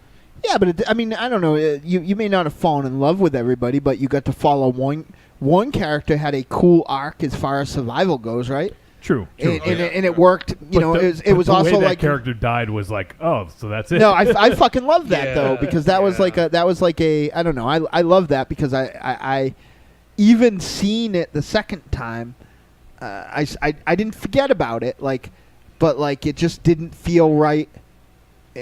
And that's kind of that's kind of something that is missing in all media right now, like just the easiness. But I think that you had the posse of kind of nerdy, catty people, and they went through it. And then you had James Gunn's brother and his sidekick, and you had there were some people in here. I mean, you didn't get to know all 150 people in the building, but 80. But 80. I mean that made, just made. All I'm saying is that expectations will play with this. If you go in wanting that, you're not going to get it. But yeah, and I'm not saying that's a bad thing. They made the movie they wanted. I just don't know how you would have any movie if you had enough time to have 80 character beats. Well, here's the thing about Battle Royale. Battle Royale. Battle Royale has 42, but I mean the important thing. Battle Royale does the same thing that this movie does. Maybe better, though. Exactly. There's characters that you're going to know. There's characters that you're not going to know. The difference between Battle Royale and this film is that, weirdly enough, even though you see the minor characters in Battle Royale, you somehow feel attached to them. I was going to say, you don't in Belko, you don't really feel attached to them as much. It's still an impactful. It's still impactful when you see people exploding all over the place, but it's not. The strength is just not there like it was. That venture's the reason, though. I've never been in a corporate infrastructure like that. Like an office, infrastructure like that. I've never worked like that my whole life. But I went to school with every single one of those kids in Battle Royale. Yeah. And that's kind of the way. I don't know. It's a little bit more personal. I mean. Yeah. Well, here's the thing about expectations too. Sorry, Jakey. No, go ahead. Yeah. Let's see what you have to say. Yeah. I thought I'm going to call it the Suicide Squad gag, or what do you want to call it, Dynamo? You know what I'm talking about? It's the every one of these. Yeah, for me that kind of went on a little too much, and it was done well, but I would have been more into the idea of a smaller cast. But when the shit goes down, like maybe there's flashbacks. If you knew these characters more, and you love flashbacks. You love flashbacks. I do, because you know what? I'm flashing back to when you weren't talking. Okay, that was my favorite part of the show. You told Brian Paul and you wanted to have flashbacks of our characters. Just because you know what? You can't be in it because Carando's making the prequel, and I'm going to be in it. And what was your character's name again? Tom. Kenneth? No, Tom. I'm Tom, and you were Jeffrey with a G. And here's the thing, Jakey-Poo. We're both SAS, Black Ops, Navy SEALs, and we get framed for SAS stand. Yeah, and we get, we get framed for a crime we didn't commit, right? Wait, how can you be SAS and Navy SEAL? Sounds like you're And committing a Green crime right Berets, now. And Green Berets. Fucking So Berets. we were the A team. We were a lot of training. And you were from a lot of different countries' military. It bounced around. We were on tour. Let me ask you something, Raven Shadow. When you brush your hair, do parts of your brain come out and into the brush or what? No, I start in the bottom, and sometimes I get the comb a little bit wet to get the Jesus frizz Christ. done. And then we escape from Azkaban, and then we we learn how to cook when we're in Azkaban, but like we're limited because you only make vegan stuff.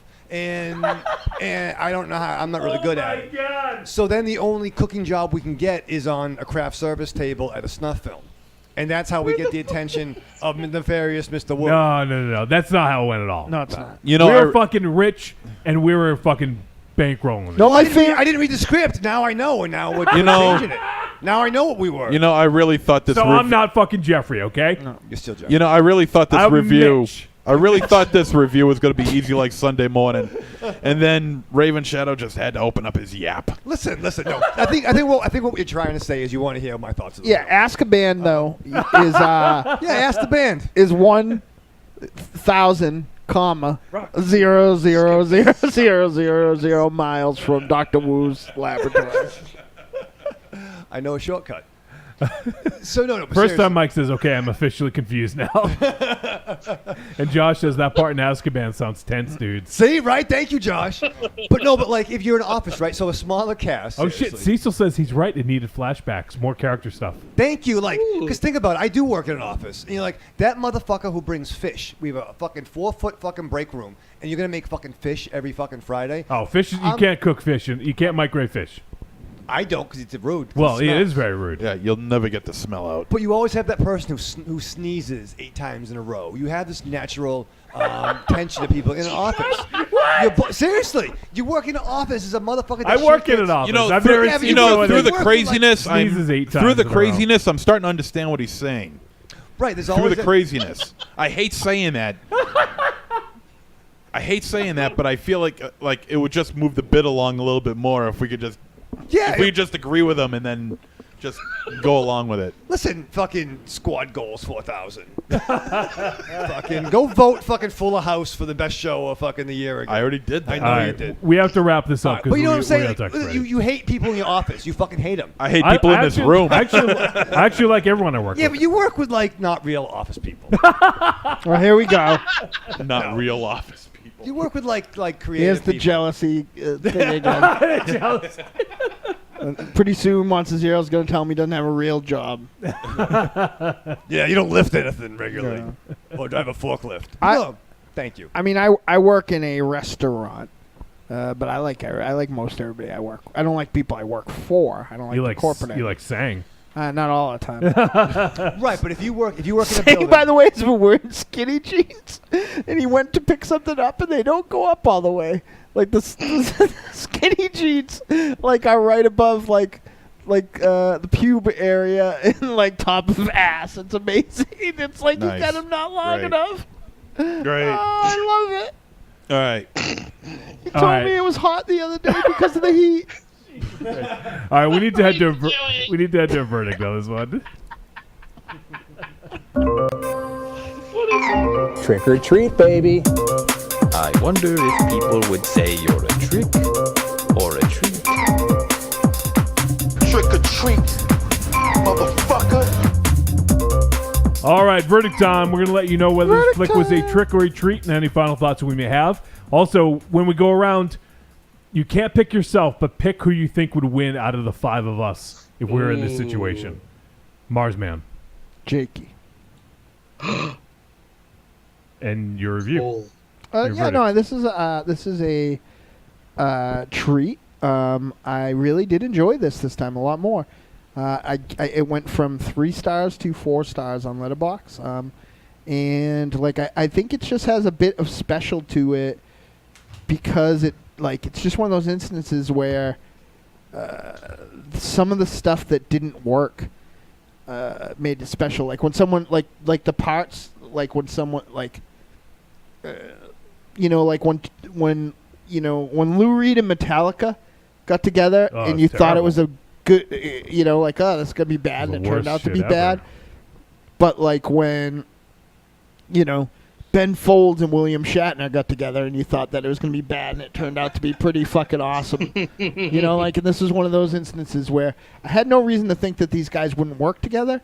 But Jakey put it quite eloquently when he, said that, they're very different directors working in very different creators working in a similar medium.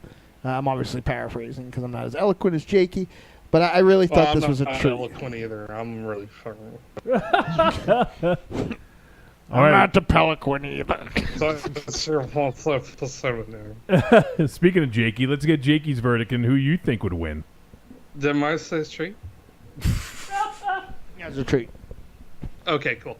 No, it was, I think, because I've only seen it once and I watched it last week. I do want to see it again. I think it's one of those movies that's barely a treat. I think I enjoyed it more for what it does right than what it does wrong. I think the things that it does wrong, it's definitely very crystallized in my head, because I think the attempts to infuse it with James Gunn-esque humor doesn't land. Like when you get the moments of, Belko suck my vag and, some other moments, like it almost comes across as more mean because of the way Greg McLean portrays it. And so it seems a little bit at odds. But I enjoy that we got this movie, and it seems like a given that we would get a Battle Royale-esque movie, filtered through a corporate structure paradigm. Like, it feels like this movie should have existed a long, long time ago. And so I love that it exists. I think it's a bit flawed. I like that the movie opens itself up, as it should for multiple sequels down the line and such.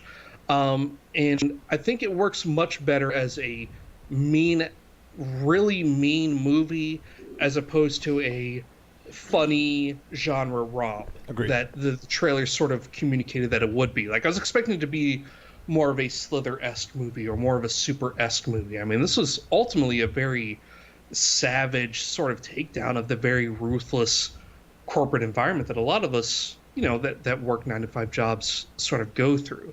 And I appreciate that. I enjoy that. It does a lot with it. I wish there would be a little more done with the sort of structure of the movie. Like, the movie sort of operates in waves of, who should be killed and what happens and what the consequences are. And that sort of works at odds with what you guys talked to in terms of, making memorable characters. I think that's kind of a collateral damage that comes with these movies. But as messy as it was, and as messy as my statement is, it is enough of a treat to enjoy. I think as time goes on, this movie will be appreciated more and more.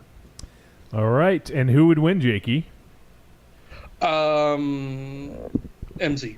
Oh, he would trip and fall and never get up. No, he strikes me as a man that will not hesitate to kill every single one of you. All right, speaking of MZ, let's get your verdict. As evidenced by his shirt. Believe me, I'm having incredible restraint right now. All you would have to do is say MZ, the ballsy my father, and he'd laugh at it, pass out, die. MZ, let's get that verdict. Come on. Okay. I thought this was a good flick. It is a flawed flick. I do like the idea that they have the James Gunn myriad of people. You got James Gunn, Sean Gunn, Billy Gunn. They're all in this movie. Bart Gunn. John C. John C. McGinley. John C. Bart Gunn.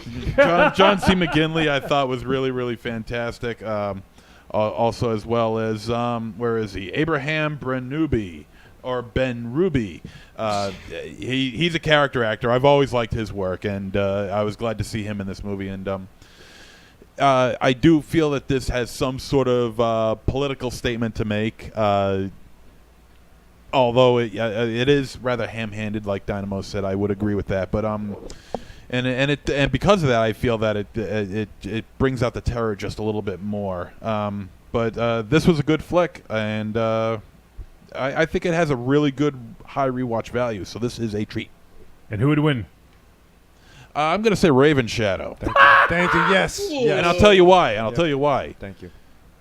he's been drinking and smoking since he was like 6 months old, and he's not dead yet. So Thank you, C. Yes. nothing's gonna kill him. All right, Raven Shadow. All right. I agree with Monster Zero. No, talking about expectations, right? I wanted to like this more than I did, and I did enjoy it. I did like it. I would have wanted it to be more visceral, more violence, and Jesus, you got. There was a lot of violence. There was a lot of violence. Not just the result of the. I would have liked experiment. this to have a little more Charlie Hunnam in it. Yeah. All right, come on. Oh, it's a fucking movie discussion show. Yeah, and we're 15 minutes late for an interview, so come on. Well, listen, he's probably getting more. All right, listen. I think what you're trying to say is that you want me to hurry up. No. Yes, that's exactly what I'm trying to say. More visceral. You want to kill people in your office. You just want to wait. It's a treat. Thank you. All right, for me, and Raven Shadow, who would win? I think I would. You can't pick yourself. Why can't I, Jakey? Who said that? I did. No one else has picked themselves yet. Why? You know why? Because I'd be out smoking. Because I have them at 10 o'clock. That's when I go on break. I'd have made Yeah, so you wouldn't have been even in the building. I would have called for help for Dynamo. Okay, then who would have won if you were out? If I'm out? Yeah. What if we just fucking talk about pick a person? You're like fucking Batman. Pick someone. In that movie. You don't fucking talk things out, Johnny. Why? Pick someone. Why do you ask him anything? The Batman and Superman. Pick someone. Forget it. Because you're a gunplay that you know so much now. Because you're all your significant combat training. Yeah, that's right. Thank you. And you're an SAS Black Ops Ninja SEAL. So I think everyone has been picked so far. So I'm going to be the tiebreaker. All right. No one picked me. Oh, no? No. Well, I'll pick you. No. Too late. Who did Jakey pick? He picked. Oh, okay. Yeah. All right. So I think this was a treat. I thought this was a fun take on this style of film. I think there was definitely some, at least for me, some missteps, and I don't necessarily think it did anything new or did anything groundbreaking to sort of add to this type of story. But it was a fun, mindless watch. And I do think that my expectations did allow me to, I view this a little bit more negatively than I had hoped I would, I guess. But at the end of it, I actually went back and rewatched some of it again, and I liked it more because I didn't have those expectations, and I watched it for what it was. So, I think that this is a fun film. Would I've liked them to do things differently? Yes. But the way they did it, I think, was fun. So, treat for me, and since I'm just going to even things out, Dynamo. Because I would really win. Because I'm the one that's full of hate. You're fairly inebriated with hate. Because my partner's not going to win because he fucking choked to death trying to run away. And fucking Super Cop here, cardiac arrest, that Jakey picked. He's not going to win. All right, so we gotta. You love everything. You'd be like, "Ooh, I can't kill them. People are just meat that I can't kill." I don't care about humans. I care about animals way more than humans. I don't want to hurt that stapler. I would staple your face to. That's really mean, man. I would staple your face to your leg. Ow. All right, we need to cut to a break because we're going to head to a discussion with our boy Freddie. And next week, actually, real quick, we're going to review a flick called Patchwork. It is a comedy horror, sort of, from what I understand, in the vein of Frankenstein meets Reanimator meets Frankenhooker. Yeah. So, all right. Looking forward to that one. We'll check out Patchwork next week, and we're going to head to break right now. Belko Experiment. And yes, whatever he just said. And when we get back, we're going to be joined by Fred Carlini from Mixtape Massacre. The following message is a paid advertisement for the Cult of Muscle podcast. The Cult of Muscle. You're either in it or you're dead. It's the dawning of a new age. The halls of Valhalla have been shuttered. The heroes of yore have either retreated to the shadows or taken to capering for the amusement of the small folk. Their past glory is a distant memory. The barbells have been torn from their once puma-strong grips. The beards shorn from their square jaws, only to be transplanted onto flannel-clad, puny weaklings with fingers barely powerful enough to strum a ukulele. The time has come, my brothers, to restore order from the chaos. No longer will our heroes be forgotten. No longer will their great deeds be viewed through a foggy lens of irony. Hear now our rallying cry as we scream it from the mountaintops, as we bellow it from iTunes and Libsyn and Facebook. It's time to join the cult, my brothers. So don your cloaks and enter the cult of muscle.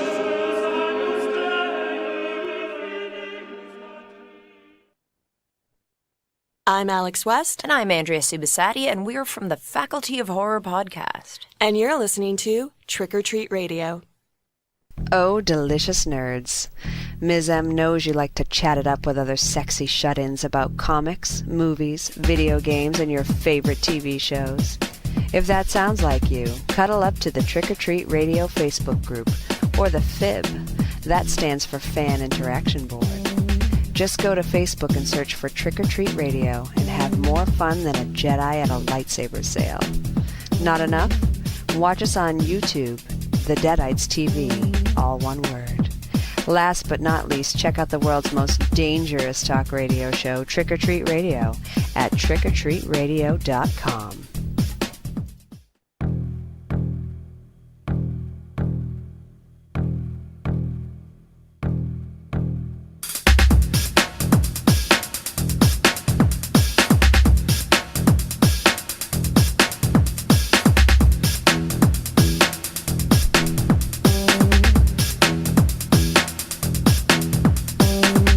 All right, we are back on Trick or Treat Radio right now, and we are joined by one of the designers behind the awesome game Mixtape Massacre, and they just launched a Kickstarter today for their first expansion, the Black Masque. We are joined by Fred Carlini.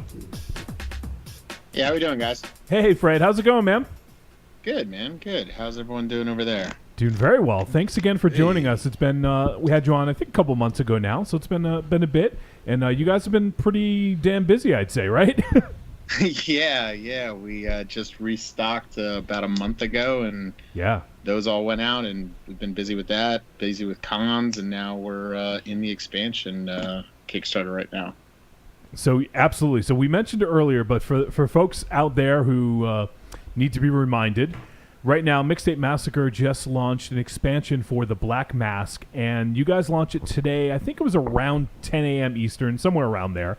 And it's been just over 12 hours, and you guys, the goal was 10 grand. You guys are at 76.65 right now.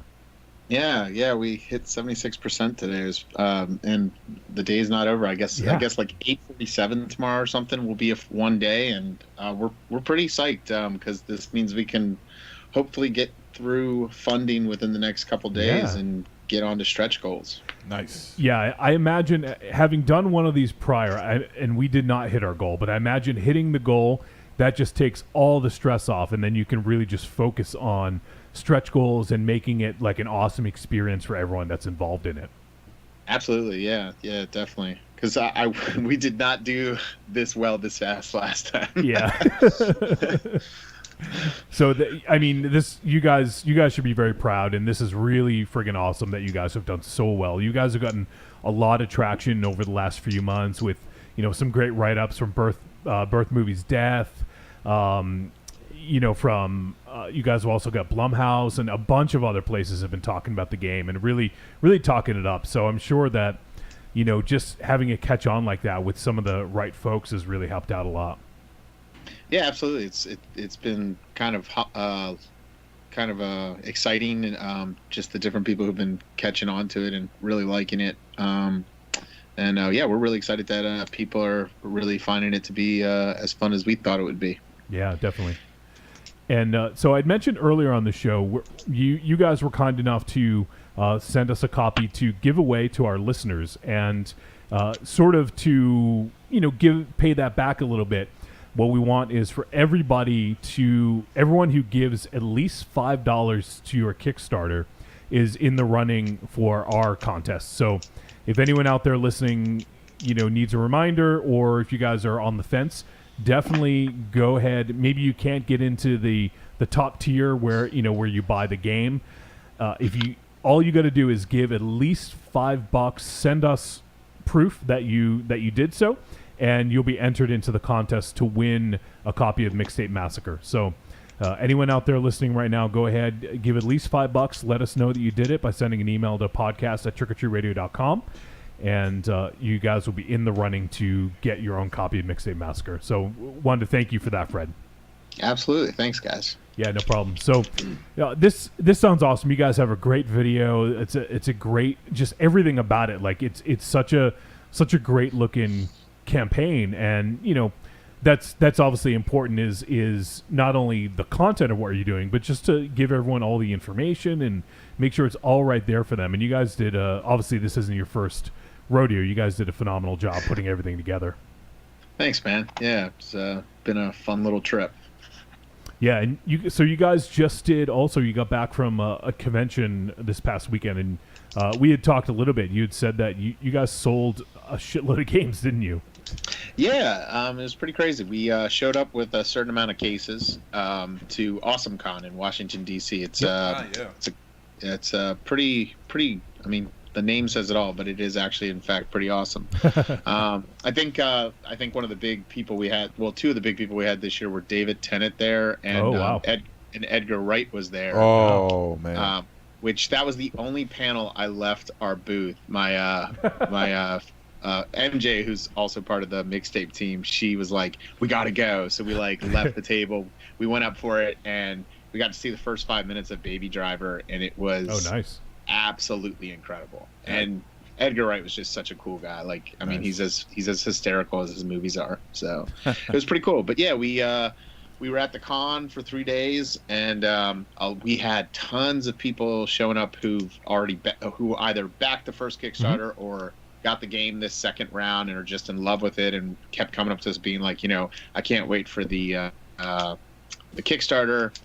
Or we had brand new people who had heard of it or had seen something about it but hadn't seen it, and we had it all set up at the table, and I would say almost any person who walked up to the table probably left the table with a copy because they were just so amped about it. It was really, really cool. Awesome. Yeah, for sure.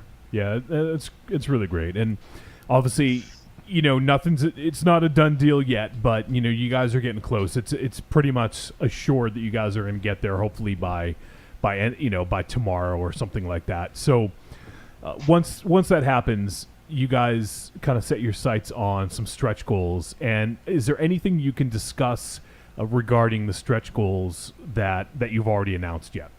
Yeah, absolutely. So I think we have it that the first stretch goal will just be some spot printing on the actual box. Okay. One of the things, especially for horror collectors in general, is you just presentation's everything. Yeah. And having a nice collector's item feels good. So we wanted to, if you've been to the Kickstarter or seen what the box looks like, it has a very, very old school Columbia Pictures VHS box feel, like the old Ghostbusters box. So we wanted to take that up a notch and kind of any spot that was red have it have a beveled feel to it. Nice. So people would really hold on to that box for a long time. Yep. After that, we immediately just jump right into the good stuff. We've got so we'd have some death tokens. What those would actually be currently with the way the game's priced at, we have it that there's 4 death cards in the box, and those cards would be basically, if you pull one of those and it becomes active, you place it over locations on the board. Yeah. And that works great. We've done it in tons of demos. People seem to like it, but what we thought would be really, a more stylish way of representing it as having the cards off the board, but having a marker on the board for each of those. So that would be the first stretch goal, is to get some tokens for those. Oh, gotcha. Yep. The one right after that would be adding additional cards to each deck. Yep.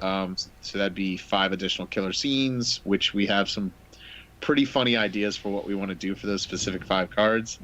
5 bonus tracks and 5 additional event cards. And the event cards are kind of cool because they're a brand new item to the game. They basically can either create side missions, can present new enemies. They can present kind of for 2 or 3 rounds, can affect everyone on the board or they can actually destroy entire locations on the board. So, and the other kind of nice thing about the event cards is they are kind of like old Nintendo cartridges. We wanted everything to still have that 80s feel. So you got your tapes, you got your VHS tapes, you got your Nintendo cartridges. Nice. After that, we would immediately move into new characters. And I can't get into who the 2 new characters are, but I will at least say that the first new character, and we kind of found this important, is we want the first new character to be a female slasher. Oh, yeah. One of the things we found with the first game, especially with playing with lots of friends, is them getting mad that there's only 2 girls to pick from. And besides that, we just felt, Tall Oaks was pretty crowded with a lot of dudes. Yeah. It's a sausage party. It is, in fact, a sausage party. So we thought it'd be cool to bring in a new female slasher. So Awesome. the Nice. first one will be female, but that's about all I'm going to say about that. Cool. That's really cool. So really, if for the stretch goals that you guys currently have slated, and I'm sure that perhaps there's some ideas for additional ones if you guys really knock us out of the park, but if you guys double your initial goal of, you guys are asking for 10,000 to fund the production of the expansion, but if you guys get up to 20,000, you'll hit all of the stretch goals that you have laid out. Have you guys given thought? Obviously, once again, you just want to hit the 10,000 first, and then everything on top of that is bonus. But do you guys have plans, if you really knock us out of the park, for doing additional stretch goals after you hit 20,000? Absolutely, yeah, Awesome. for sure. We have some pretty killer ideas in mind. I mean, basically the way we priced this was the same way we priced our first one. Yep. We literally want to hit the minimum we would need to make this happen for everyone. Yeah. We never really have gone into the Kickstarters with the idea that we're like, I know there's a lot of companies who are like, yeah, we're going to go in and we're going to make money. And we never really look at it as making money. It's just we want to make the product. We're pretty passionate about just making the product and keeping it alive. So, we start to go off pretty low that we can hit it, and it's affordable for people. Mm-hmm. That was also another reason behind the expansion, was if a lot of fans were asking for it, but we wanted to make sure that we did it and it didn't break your pocket. Yeah. But it still packed a huge punch to it. And the cool thing about the stretch goals is we can put all of those into the package they've already paid for without raising a cent. Right. And it can become an even bigger package. So, we're if we do double, in fact, the funding goal, we do have some pretty killer ideas in mind for some stuff we'd want to add on to the game for sure. That's great. We have someone in the chat room right now. Our buddy First Time Mike is saying that I checked out the Kickstarter page. The game looks glorious.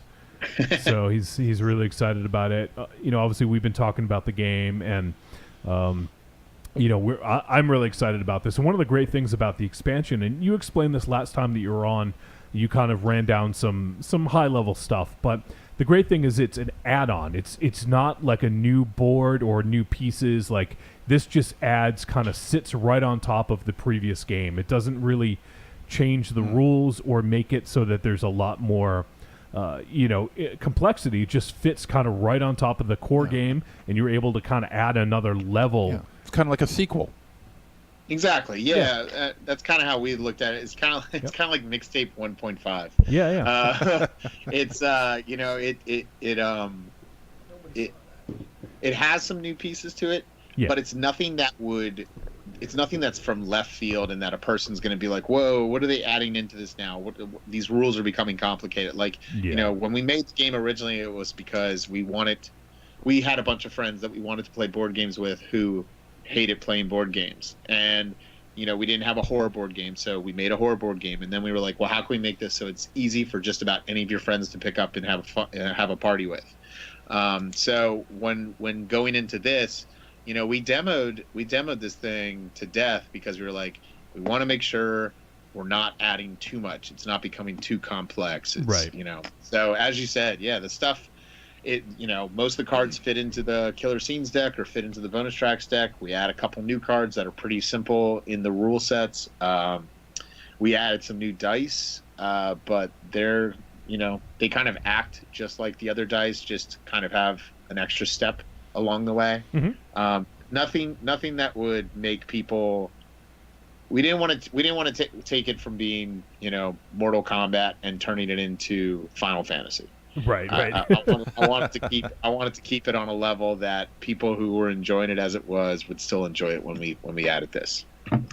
Yeah, absolutely, and that's the thing I'm looking forward to is, we still, when you guys got back in stock with the game, I purchased a copy and I'm looking forward to playing with these guys because we had, we played it when you sent us a copy, just to kind of evaluate and check out a few months ago. So we haven't had a chance to all play it again, but I'm really looking forward to it. And I'm super looking forward to adding the expansion on top of that as well. So. And just for some, just to talk a little bit more about the Kickstarter, you guys also have a bunch of really cool, as with any Kickstarter, you have to have cool stuff, right? Like aside from, the actual product that you're offering, you guys also have some, some pretty cool extras. There's the T-shirt, which is the, the Black Masque, the Reaper sort of character death, if you will. Yeah. So you guys have that. There's the Black Masque pin, which actually we have one here in studio. I'll show on the camera that you were kind enough to send our way. That's dope, Ben. That is sweet. There's the vinyl sticker packs, and they're also add-ons. So for instance, if someone wants to get their friends some shirts or pins or stickers or whatever, they can add those on in addition to whatever tier they want to get in on. So so that's cool to have that available. And just to let folks know what the different tiers are, for $5, you could give any amount. If you have $1 and you don't want anything and you just want to give $1, go for it. But for the $5 pledge, basically you're just helping out. You get a, as you guys say, a digital high five and some downloadable wallpaper. For a pledge of 20 or more, they're going to get a copy of the expansion and also going to get their name in the Cult of the Black Masque section of the rulebook, which is pretty awesome. That's cool. Yeah. For the first day, we did good old Rambo. We called it First Blood. Yeah. So basically, anyone who gets in on this first day without any extra cost, we're going to put you in the book. And we kind of said it that way because we knew a lot of diehard fans would be coming out for this, so we wanted to make it extra special for them because, we're pretty mindful that without the people who originally kickstarted the game, we wouldn't have the game as it is. So definitely wanted to do something special for them for the first day. Yeah, absolutely. And so that's for the folks who just want to get the expansion. Let's say they already have Mixtape Massacre. They just want the expansion. And the First Blood one that you mentioned is only available for the first day. So if you're not listening to this live, chances are it's already gone. So, but if you are listening live and you want to get in on that, you can go ahead and do that. But if you after that, once that one's gone, you can just get in on the regular pledge where you give $20, you get a copy of the expansion. And, then from there, the next one is $50 for the, I happen to like the name of this tier, the Tricks and Treats tier. So with that, you obviously get a copy of the expansion, and there's a Black Masque t-shirt. You get the sticker pack, comes with 4 stickers. You get the Death Enamel pin, and you get your name, once again in the rule book. So if you miss that first day and you want to get your name in the rule book, you can go for that $50 tier. And this one's pretty cool. This is as you guys say, Kickstarter exclusive. So it's pretty cool to be able to get, you're getting a lot of value for $50. You're getting the expansion, you're getting a shirt, you're getting a pin, and you're getting the stickers, which all really, you're getting a deal. If you were to buy them separately, it would be a lot more. So that's a cool one. So if you guys want to get in on the 50, the next tier up is the 70, which is new to town. So these are for the folks who want to get the expansion and don't already own Mixtape Massacre. You can go ahead, get a copy of the actual core game, and then also get the expansion. So for $70, you get that, and that's definitely a deal because they're saving a little bit of money that way as well.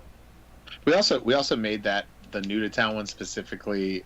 We were keeping international markets in mind because we've had a lot of people from Canada and the UK who really want to get their hands on the game, but Yep. you know, as an indie developer, we don't really have distribution outside the US. Right. So we wanted to make it so that it's like, hey, you know, get in now, get it while you can. Yep. You know, we'll ship it and everything because we're able to do that during Kickstarters with the shipping companies we're able to work with during those. Yeah. So that's awesome, and that's a huge boost because, you know, we occasionally get some orders from out of the country, and it is fucking expensive. Yeah, it's extremely expensive. And yeah, I can't for even sure. imagine what this is a pretty hefty game. Like holding Mixtape Massacre in my hand right now, it's pretty hefty. This must cost an arm and a leg to ship. Yeah, it's between 4 and 5 pounds. So Yeah. and it's more than 12 inches on both sides. So it's definitely pricey to ship overseas. Yeah, absolutely. So that's a great one to get in on if you know, if folks want to get it and they live out of the country. The next tier up, and this is the last one here, is the Whole Bloody Affair. If you pay $100 or more, you get a copy of Mixtape Massacre, the base game. You get a copy of the Black Masque expansion. You get the Black Masque t-shirt. You get the stickers. You get the Death Enamel pin. And then you also get your name in the Cult of the Black Masque section of the rulebook. So you get everything that we've talked about for $100. And that's actually pretty damn good deal when you look at everything individually. You know, definitely getting a pretty awesome deal right there. Yeah, that's a good deal, man. So for folks out there that want to get in on this, you know, we're broadcasting on the 21st of June, and this is going to last for 30 days. You guys do a 30-day campaign. So, you know, definitely get in on this. And as I mentioned before, if you want to get in the running for a free copy of Mixtape Massacre, all you got to do is give at least $5 or more and just send us a copy of, you know, just to show that you, you know, a screenshot or whatever, just to show us that you had done that. Send it to podcast@trickortreatradio.com, and then it'll get you in the running for a free copy of Mixtape Massacre for yourself. So, no, this is really cool, Fred, and you guys have, you know, put a ton of work into this, and you know, I'm sure this is going to be the beginning of a very busy month for you guys. Yeah, for sure. But it's been a fun first day. Yeah, looking forward to the next 29. Absolutely. and when you guys do this well, it makes it all that much easier, I'm sure. Yeah. So as far as, you know, so folks, what we'll do is we're going to tweet out the link. We're going to put it on our Facebook group. We're going to hype it up. But if you guys want to, just go ahead and just do Mixtape Massacre, the Black Masque, and Masque is MASQUE expansion. You know, any combination of that on Kickstarter will probably find the game, and then you guys can go ahead and back it from there. But we'll go ahead and share links on social media and all that stuff, and make sure it's easy for you guys to find. But definitely seek this out and take a look at what these guys are offering, because it's a pretty awesome thing here. So last time we spoke, Fred, we kind of shot the shit a little bit about horror and some other stuff. Are there any movies in the last several weeks to months that you've checked out that you've been really digging on lately? I have watched some pretty wild stuff in the last couple months. Yeah. I had recently watched, I don't know if you consider it horror so much. I mean, it definitely, it has that feel because it feels like an old grimy movie, but I had watched Hounds of Love. Oh yeah. That just got on our radar recently. I've been really curious about that one.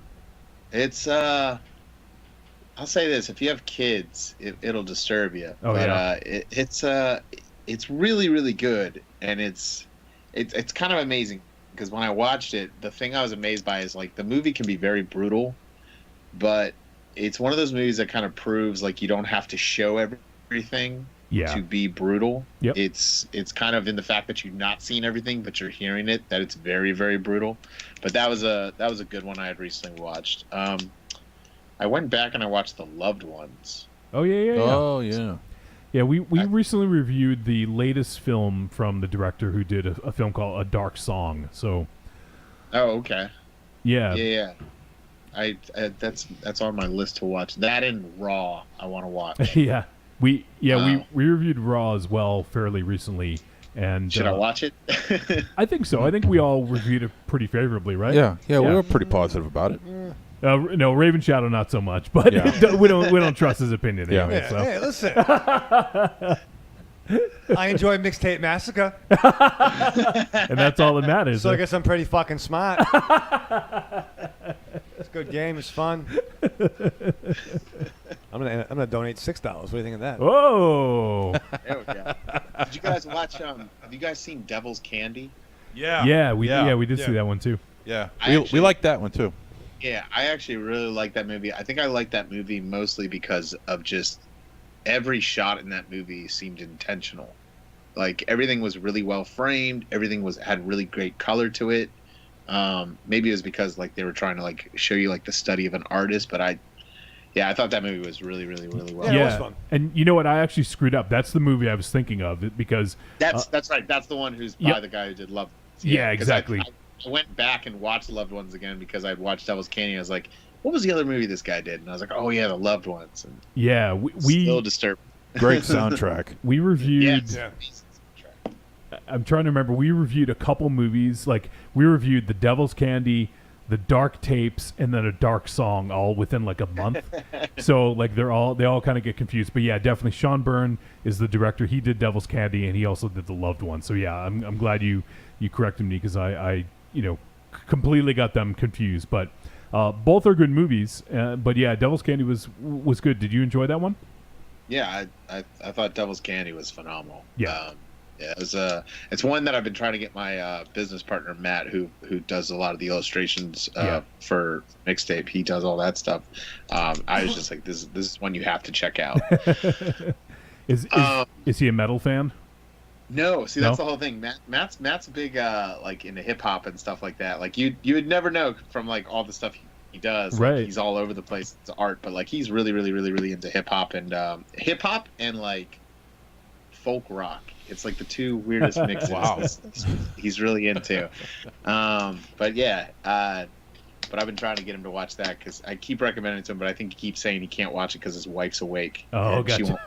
She won't watch stuff like that. Yeah. But, yeah, no, I watched that, and then what was the other? Oh, I'd seen Alien Covenant.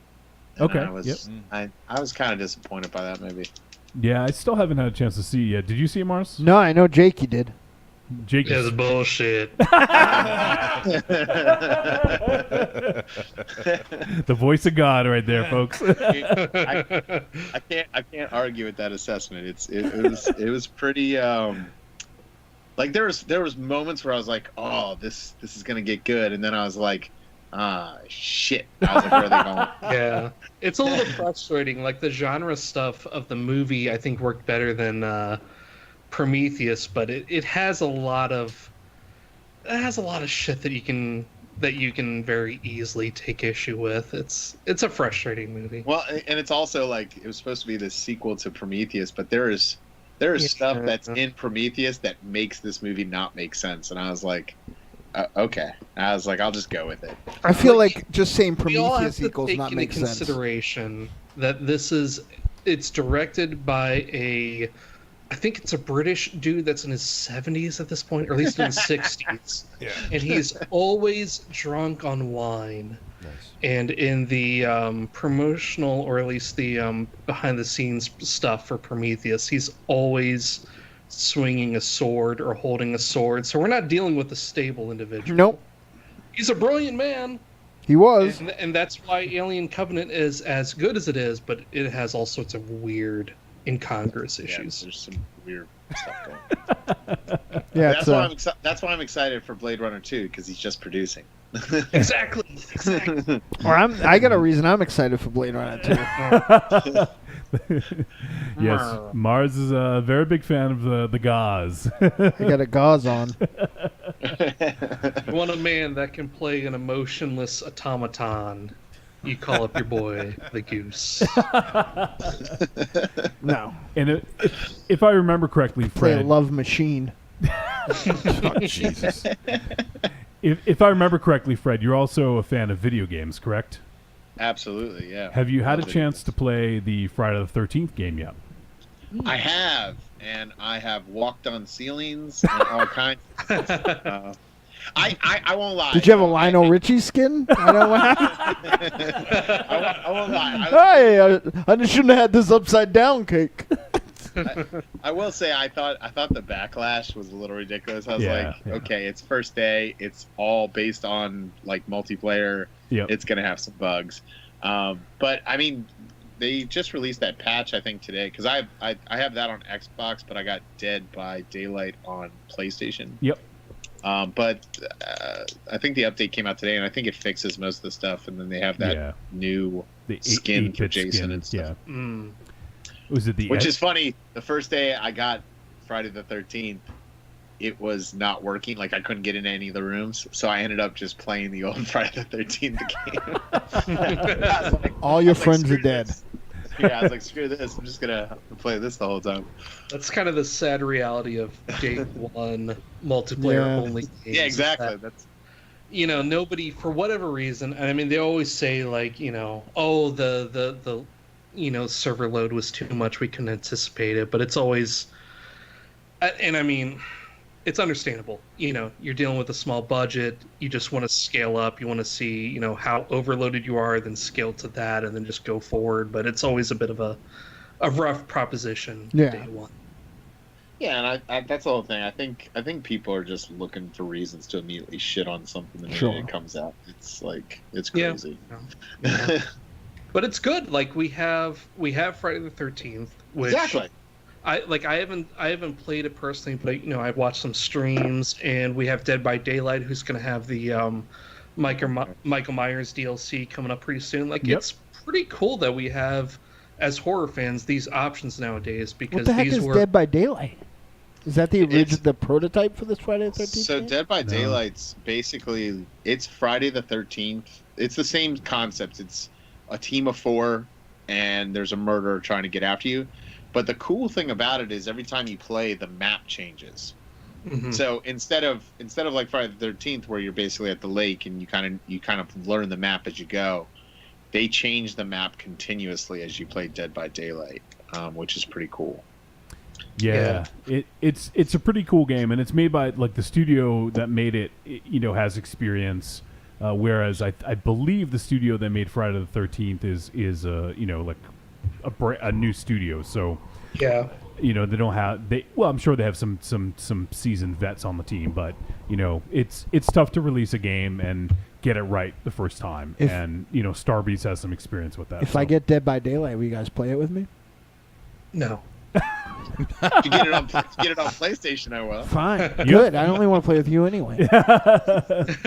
Jakey won't play any games with me. The cool thing with Dead by Daylight is that you have sort of multiple slasher archetypes, and you can play with that. And yeah, I mean, at the end of the day, at least from what I can see from afar, is that there are pros and cons to both. But at the end of the day, like it's a cool thing that we have that, and it's a cool thing that we have a horror specific thing, like you can kill Jason with like Tommy Jarvis and shit. Well, think like about there it. There are really cool things going on with that game. I almost bought Friday the 13th like on launch, and obviously my days start late enough that I could see how bad of a time other people were having, so I waited.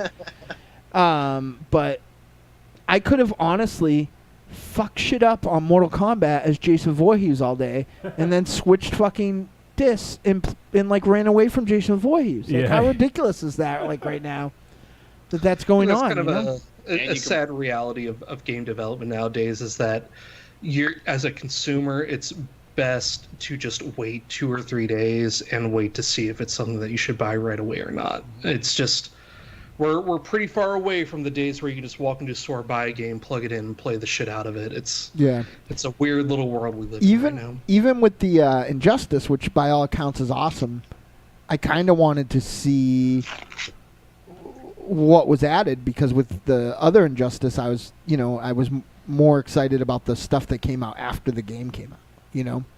So. Like I agree. I mean, I literally just got the it's such a brand new system, but I'm already buying games that I was excited about when I couldn't get a new gen console for like short money. The Mortal Kombat, like Amazon pretty much gave it to me. you know. And then they gave like the people I bought the PlayStation from gave me another game.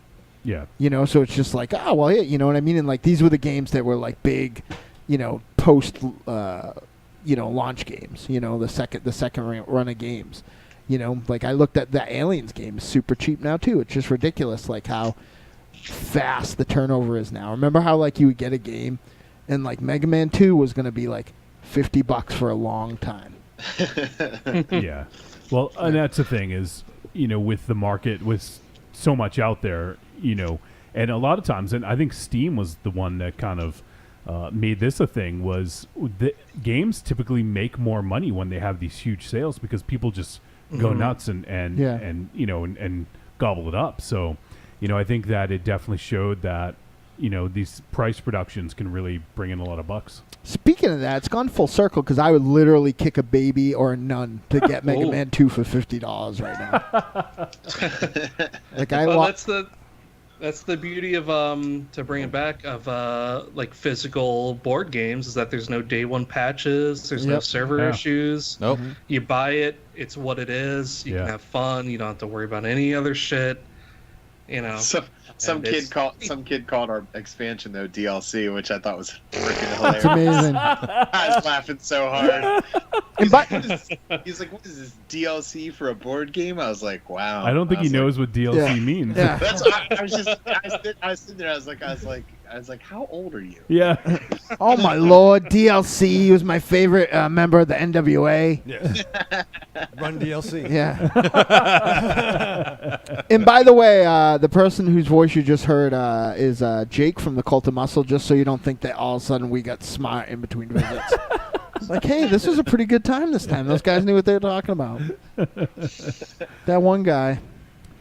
Well, it's barely a voice at this point. I will say though, for video game pricing, this Friday the 13th and the Dead by Daylight, those are $25 each. Yeah. So that's not horrible. Well, at least I got Friday the 13th for $25 because I backed it, but I don't know.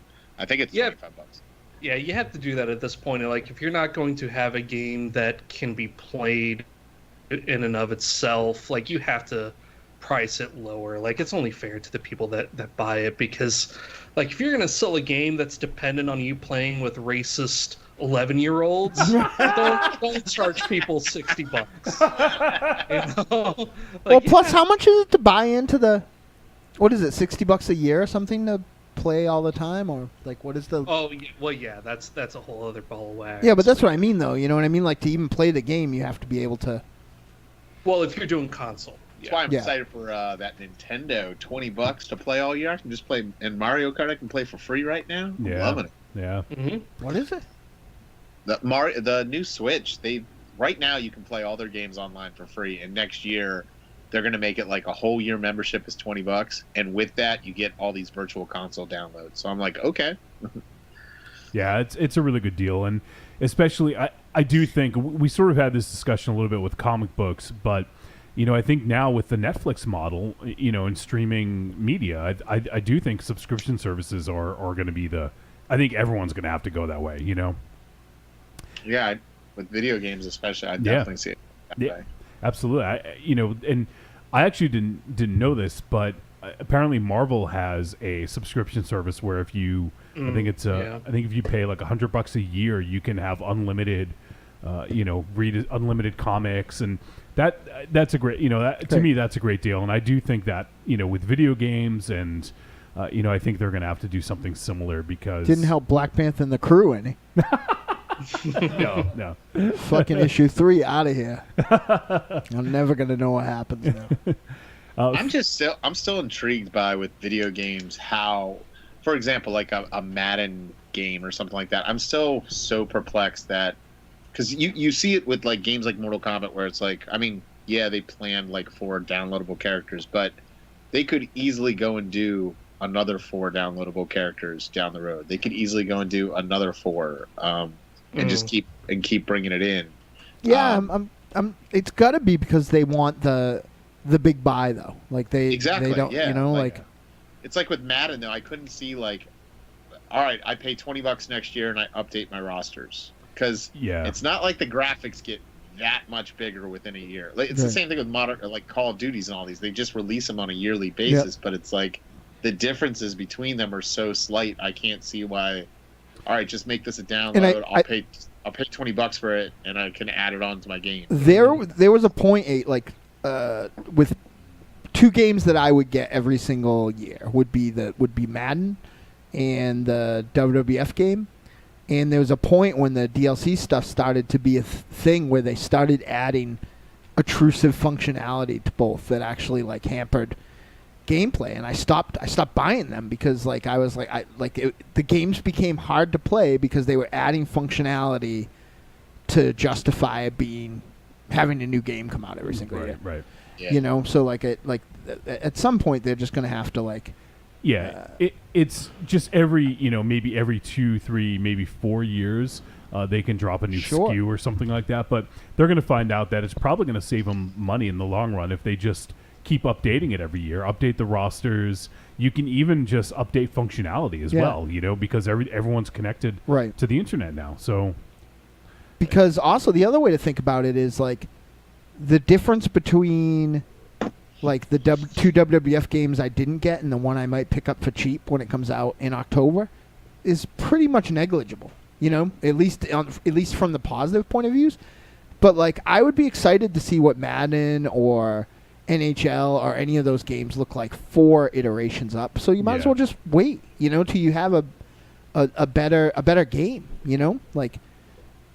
Well, they don't worry about better games; they worry about profits. Right, but I mean, there's probably a cheaper. I mean, that said, that you're probably talking about costing jobs to some degree, actually, too. So I always hate to endorse that, but at the end of the day, the business model, you're gonna. With some of these like perennial games, you're going to flip yourself out of game because the other thing that's happening is that, which didn't happen when you just went to Walmart to pick up games. Now with the advent of Steam and even like the PlayStation Marketplace being more inclusive, there are more options. So if you don't want to get one of the funnest games that I had played was was Far Cry Blood Dragons. And that didn't have anything to do with anything, and it wasn't expensive, and it was a standalone expansion of Far Cry. Yeah, it was fucking awesome too. Yeah. No, I would be remiss if I didn't ask Fred. Do you prefer the Friday the 13th game or Dead by Daylight? Do you have a preference, or do they serve different purposes for you? Yeah, I can't really decide because I wouldn't say they play identical. They're not identical. They're definitely a little different in their own right, just because they're from different developers. I will say, I've had less of a bad experience with the Dead by Daylight so far than I did with Friday the 13th, just because of the. But I mean, that's neither here nor there. Yeah, I don't know yet. They both have their charms. I mean, part of it is how it's like you guys said, how cool is it to be playing as Jason right now, or be playing as some dumb kid in the woods getting chased by Jason? That's pretty awesome. Yeah, absolutely. Whereas Dead by Daylight, the thing I do like about it is it's kind of it's that thing we did with Mixtape Massacre, where it's they were like, well, we don't have the rights to the characters, so let's just make a serial killer and do a cool thing with it. And that I kind of enjoy because it does give them a little freedom to do. It gives them freedom to do some stuff that doesn't have to follow a certain storyline or stay within canon, which is always cool. Yeah, they're both games that deal with quote-unquote emergent gameplay, things that sort of, you can't sort of dictate as a programmer. It's just something that comes out, and on that front, at some point you just have to let it go and see how it plays out, and you just have to let the systems be free enough for cool things to happen. And it just comes down to the user or the player to decide what works best for them and what works the least. Yeah, for sure. Jake, are you keen to see how it plays out? Oh, I'm so keen. I'm so fucking keen. That's a little in-joke. Yeah, a little in-joke. People will understand. No, but yeah, I agree. When you're it's a difficult thing, and it as someone who sort of thinks about stuff like this and sort of dabbles in it, it does sort of feel like an accidental art. I don't know how much. If you were to quantify and say Dead by Daylight quantifiably does it better than Friday the 13th. I think when you looked at it, from far away, I think a lot of it would be accidental. It just sort of comes about. So I think there is a beauty to just sort of implementing systems and letting people experiencing it and seeing what works the best and just having that be it. Yeah, absolutely. And while we've been just kind of shooting the shit here, Fred, I'm sure you've been keeping track, but it looks like you guys just crossed the $8,000 threshold there. Ooh. Yeah, it's just in that small amount of time of talking. Yeah, it's pretty crazy. So you guys are now 80% funded, and I'm certainly not taking any credit. It wasn't because of us, but you guys are just That's awesome. Yeah, you guys are just kicking ass on this, and I imagine by morning this will be funded. At least the kind of the 10 grand, the initial goal, and I'm hoping you guys over the next 30 days can hit that at least 20. Like that would be fucking awesome to double the initial goal. They could go way over that at the rate they're going, man. Mm-hmm. Absolutely. Jesus. You get a nice big push here at the beginning. Hopefully the middle keeps it up, and then towards the end, as it gets closer to the end, you guys will probably have a nice big push. So, well, we've taken a lot of your time. I know you have a crazy day and a crazy month ahead of you, Fred, with the Kickstarter campaign, and always love just shooting the shit about horror with you because. You're right there with us. You're a huge fan of it, and that shows. If you play Mixtape Massacre, you definitely could tell that you guys are fans of horror. So, with that, why don't you let folks know where they can find more information? Is there an easy way to get to the Kickstarter, or is it just good to just do a Google search, or do you guys have a link on the website?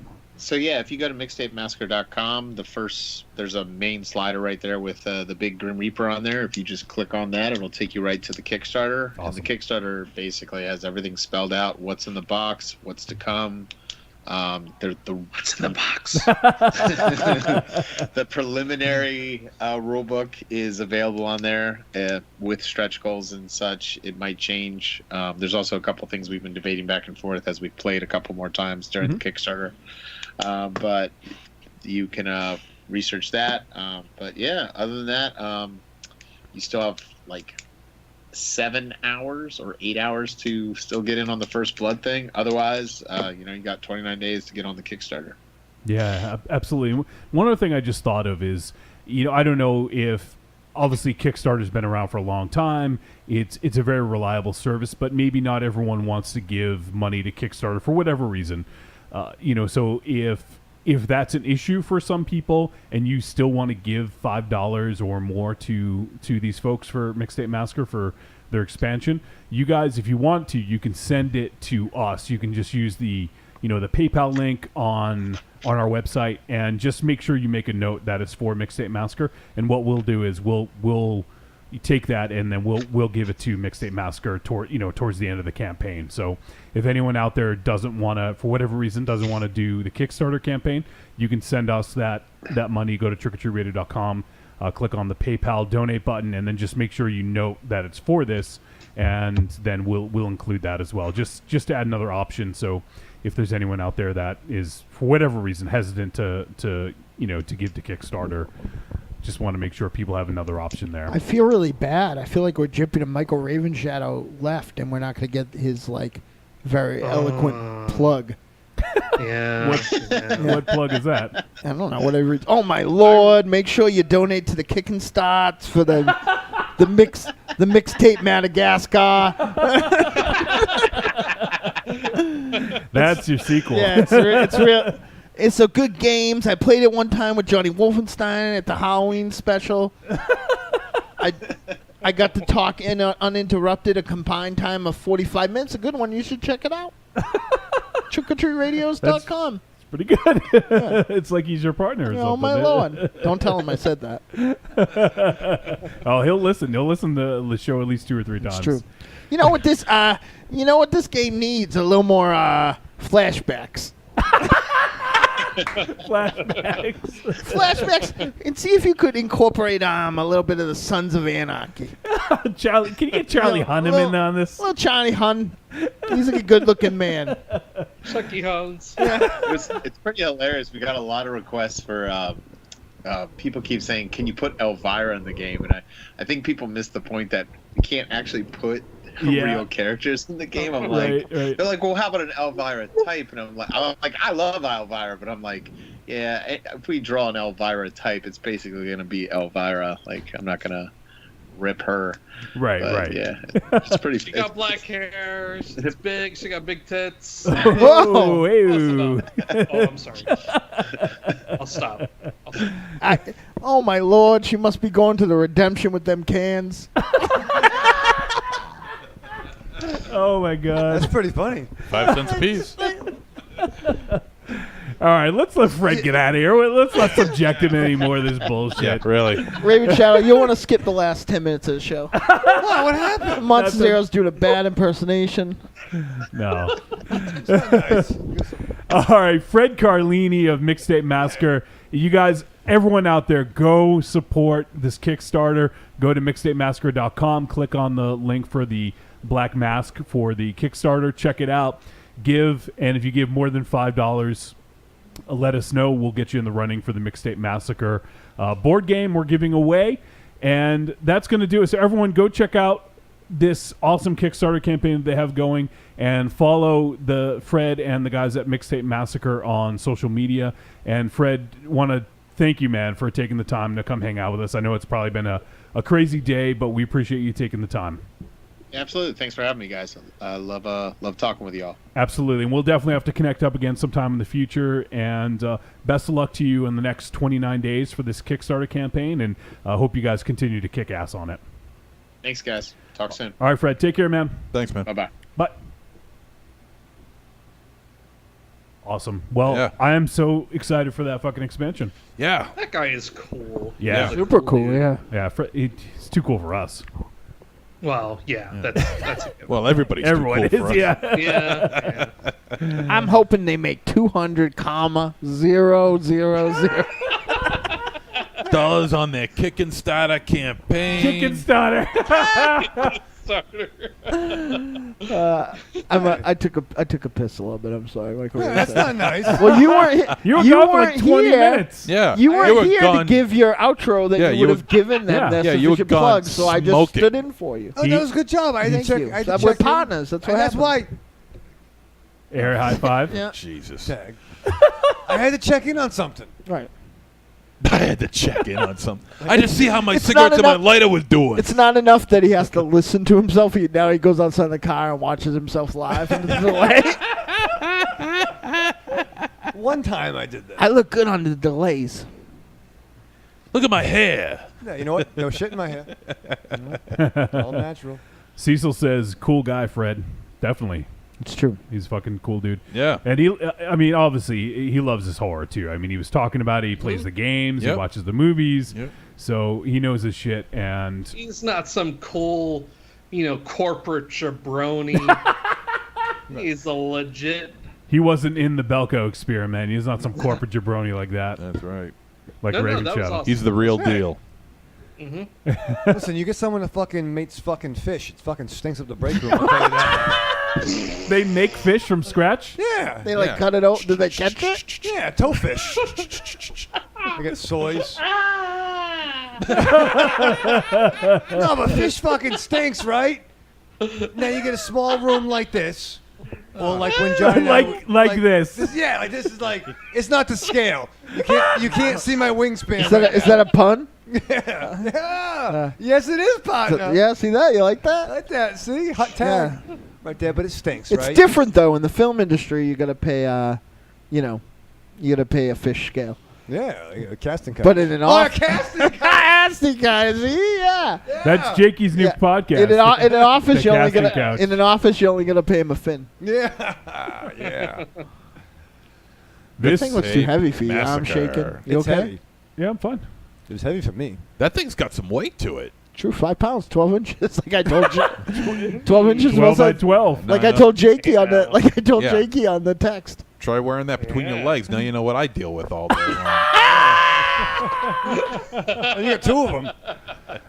But here is Mixtape Massacre for you watching live. I'm holding up the... Oh, you can see the camera reflected in the... Yeah, show them the back. Show them the meta. Here's the That's back. good stuff. That's a good design. Like it looks. It is. Like it's not one of those things that you just kind of put on the side. Like it's something that you sit out and you're like, oh, that looks pretty cool. Yeah, that's a cool design. It I doesn't wear that look shirt cheap, all the time. and it doesn't look cheap either. I No, mean, it's not cheap. They put some effort into this thing. Yeah, I can imagine. That's the thing. Like when you have physical sort of media or games or whatever, like you don't want to feel like you don't want it to feel like it's something that you just bought, on the side of the street. Like this looks like a legit, mass product. Yeah, I mean Looks good. the cardboard stock that they use He to bought box it out this thing the is back of a truck. is really really good. Raven Shadow You selling don't them. want it to look like you Get just your went Mixtape to Madagascar. That's what he said that you would say. Oh, Mixtape Madagascar? That's Yeah. pretty fun. That should be the fucking episode title. It might be. It reminds me of that slasher mockumentary, whatever it's called, Slusher? Leslie Vernon Yep. thing. It reminds me of that. It looks good. It does indeed. said it. Yeah, you did. Yeah, you did. I meant it. So no, that was awesome of Fred to join us and hang out with us. And like I said, everyone go check out the Kickstarter. And if you give at least $5, it gets you in the running for this. This game here costs $60. Just putting it out there. So for at least $5, it gets you in the running. And and then you just do it on Kickstarter. Send us proof that you did it, and or send us $5 through PayPal. And that link is on trickortreatradio.com, and then just make sure you note that it's for them, and we'll give them a donation at the end of the month. But they did a great job on the campaign. They're over 8,000 right now. They're going to hit this goal in the next 24 hours. So when this episode actually hits the podcast feeds, they'll probably be funded. So very cool stuff, and I want to thank Fred for coming and hanging out. So now we got to... if it's something that you want, go for it. It's Yeah. not like it's video games and there's a bait and switch, because there's a frequent bait of switch sort of dynamic that's associated with games and games you want to play. But when it comes to board games, like this is what you want, and it's a proven commodity. And if you want more of it, put your dollars down. You'll get more of it, and it helps good people. Yeah, absolutely. Bosch says, cool, catchy name too, Mixtape Massacre. For sure. Cecil says, good game for synthwave in the background. Yeah, I bet. Oh yeah, absolutely. You buy it, and if you buy the $1,000 tier, if you donate, the Deadites will come play while you play it. There you go. Ooh, You know what'd be cool if they put the expansion sets in the old style VHS clamshell cases. Are you a fucking real live person? Yes, I am. Did you not listen to the interview that we just had where they just fucking talked about that? That exists? No, I must have fallen asleep. I hope he is not listening past the end. Bosch says they should do a promo video with Raven Shadow with him playing the No, they game shouldn't. and explaining things. No, they shouldn't. Yeah. No, they shouldn't. Yeah. No. Yeah. No. Here's my 13 Mixtape Massacre flashbacks. Yeah. I should. And you get this guy here, and you got to put him over there. Hey, at least he knew. Like they should fucking. Maybe you go back in time and they'll hire you to give that idea to put it in a clamshell case. It's a clamshell case. Dude, we literally just had a whole interview about how it looks like the old Ghostbusters box, and then you finally raise up from the fucking dead and be like, wouldn't it be cool if it looked like a VHS box? No, I didn't say that. You should really incorporate No, it. no, You kind of no, did. No, You kind of did. No, I kind of didn't. You kind of did. I kind of didn't, you douche. I kind of didn't. You called me the douche. Yeah, I call you a douche. Whoa. And you a douche. You're a douche. And you're a douche. Hey! If we weren't giving this away, I'd throw this game at you. No, you wouldn't. Yeah, I would. No, you wouldn't. This is ridiculous. This thing could kill somebody. I know, actually. that's why I threw it at you, asshole. They should really have more 80s inspired themes in these games. The 80s, people don't know this. I watch this on the news. The 80s were very popular. Wait, Fred's in the chat room. He says that I was totally listening. No, that's not what I'm saying. Fred, listen. You want wait, this you to shut up. You You want to shut up. sell this game. You want to meet your stretch goal. You shut the hell up. I think you should shut do. the hell up. Fred, listen up. This is what I was saying. No, you shut up and you shut up. This is what I'm saying. This is what I'm saying. I'm just thinking. First of all, the Ghostbusters,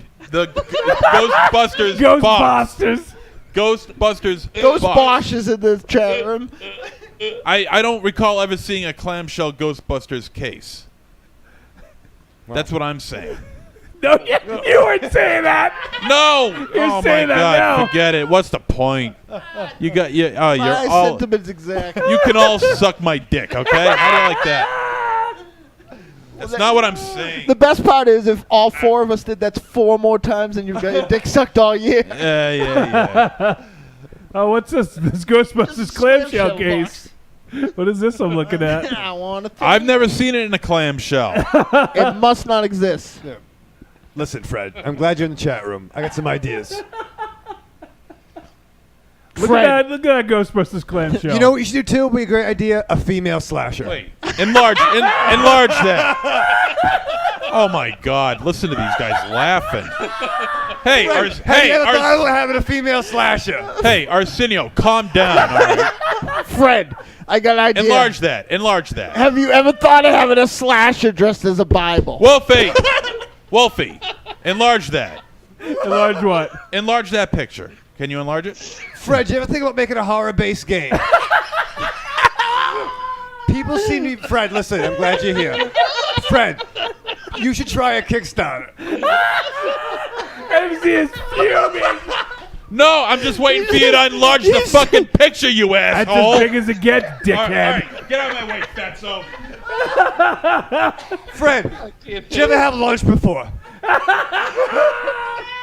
Have you heard of the basic food groups? Hold on, I'll find your fucking bigger one. Yeah, do that. Fred, do you have AC? It's hot. Will you shut up? Fred, he could dress like a Bible, and then he could throw rocks at people on Halloween. Listen to him laughing. My God, it's like he's never heard anything before. Holy shit. You're like one of those deaf people that got the cochlear implant and all of a sudden heard a stupid joke and thought it was the funniest joke you've ever heard in your life. There, look at that. Blow it up for you. Fred, you ever seen Ghostbusters? Shut up! I've never seen the clamshell before. Never. Ever. Not of Ghostbusters. I'm just neither have I. I'm just not sure how this is the crux of your defense. I know. It is the crux of my defense because if I've never seen it before, how do I know it exists? All right. So you stupid cunt. Hold on. So Fred comes to your defense. He's saying clamshell like old rental boxes. I Exactly. Get it. Ours is more like Columbia boxes. He's all good. Ah, okay. This is shambolic. This is Jesus Christ. Yes, I'm saying clamshell. Christ. Fred, you ever go fishing? Oh, fuck off, Mr. Pooh.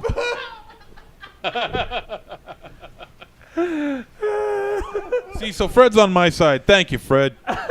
Thank you. Fred, what if the title of the game had alliteration? Fred, what if the title of alliteration? Your statement didn't even make sense. Jesse G says, I'm fucking dying. Look, all I know is that Fred's on my side. He understands what I'm saying. You three assholes don't, including the asshole that's calling in on the phone over there. And I'm sure there's a few assholes out there that's on the live feed that's taking a shot at me too. It's a heel turn. It's a very heel-centric episode. Yeah. It's gonna Monster Zero. I wonder what Monster Zero's Bullet Club T-shirt's gonna look like. It's gonna be that skull with just fucking hanging balls. It's gonna be 2 giant balls. We need that. Can someone make a fucking Bullet Club shirt? Raven J, get on that. Nicholas. Raven J, give us a skull with 2 dangling testicles. With We need Rufus it. or Ronaldo. Yes. Right should there. should the balls be crossed like that? and when the ball part kind of Well, you have to change it so it says Ballet Club. Ballet Club. We need to wear it in Long Beach. The peanut. Oh my fuck. Yeah, show them the image to kind of get the juices going. Ugh. The Ballet Club. Back in the glory days when there was only one lousy Samoan wrestler in the Bullet Club. The Banks Club, legit boss. Oh, is that a sheet? Is that a T-shirt? These are all T-shirts. The Big Boss Big Man. Boss was in. Man. That's awesome. I need the Banks one. That was the Patishi Club. Balor. Oh fuck, that was amazing. Fred, Clamshell. have you ever think about doing an expansion? Fred! Have you ever thought about doing an expansion, Fred? Fred, I'd ask you more questions, but I gotta go smoke. Kenny, what if you called it the Bullet Club?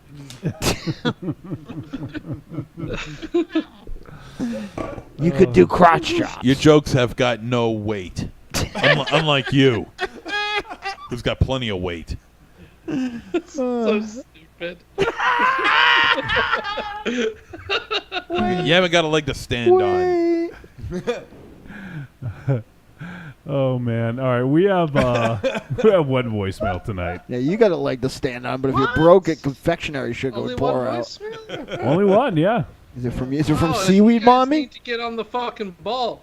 I'm not associated with the podcast, so I can put it straight and narrow. You guys need to give these guys some fucking feedback. Thank you, Bobby James. They deserve your love. It's true. Yes. They deserve your attention. It's true. You guys need to bring more. It's true. You are Do fucking it. drunk. It's true. No. No, he's not. No. It's okay. We got like 20 last week, so it's okay. Didn't the week before we not get very much? Are we going through that drought that Outside the Cinema warned us would happen? Well, I'm not going to yell at everyone.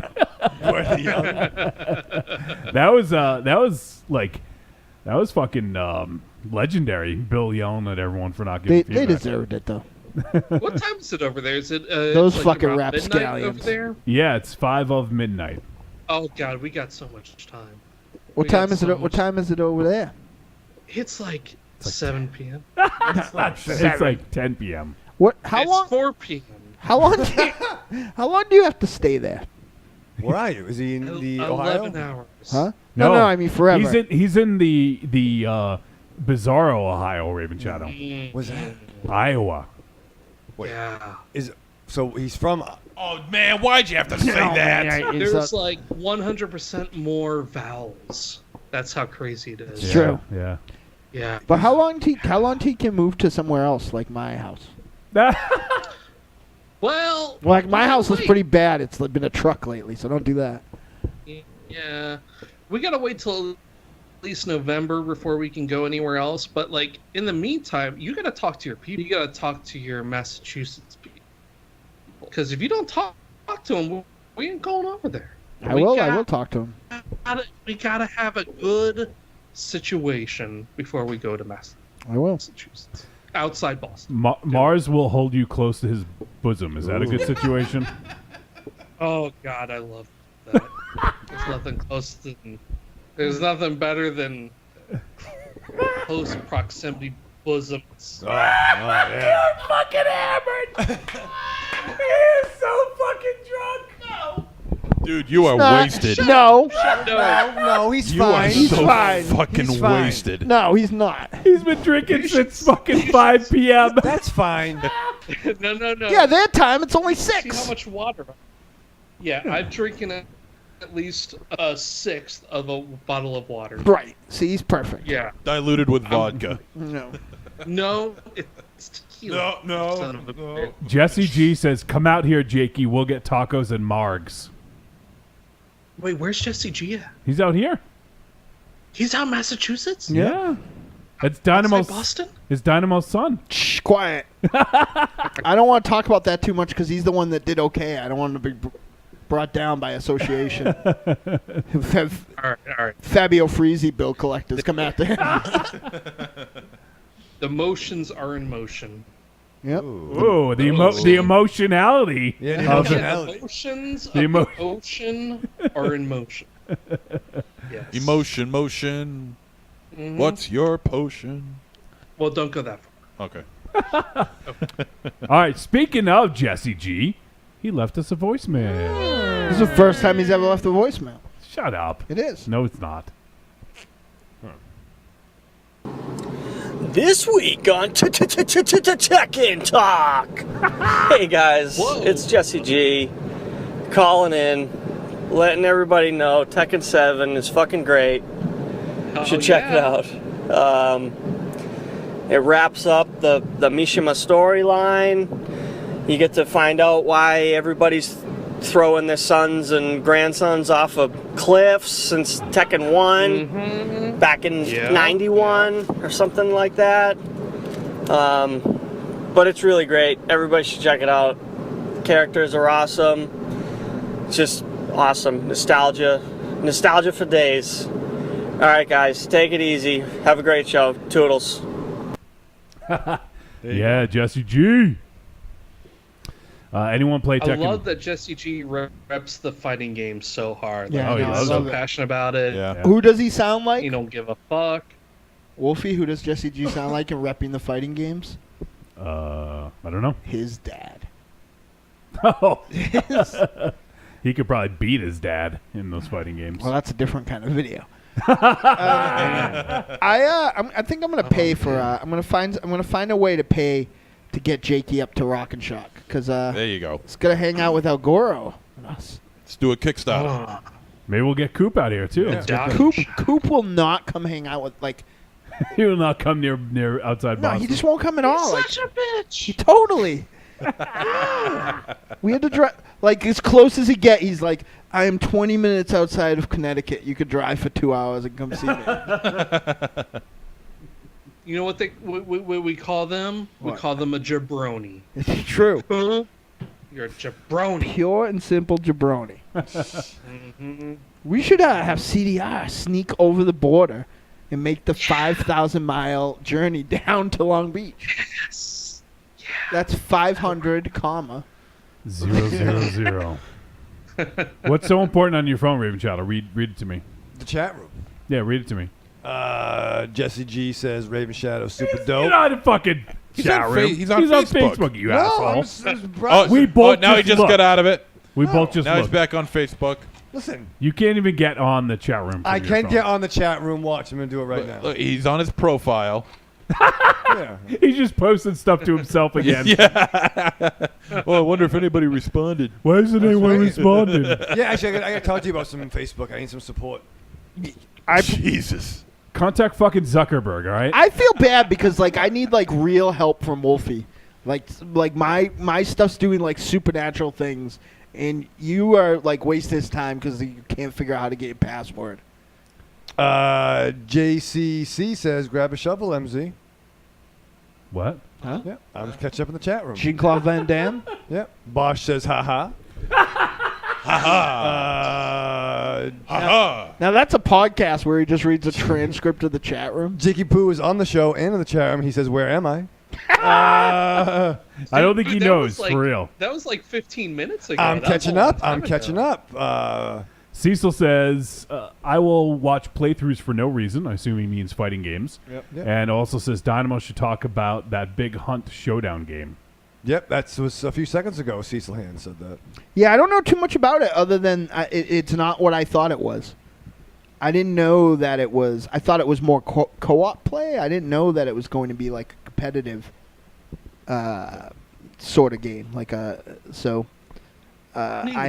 I'm less interested in it. What is this referring to? So there's a monster hunting game where you kind of go around and there are other people fighting monsters, I guess.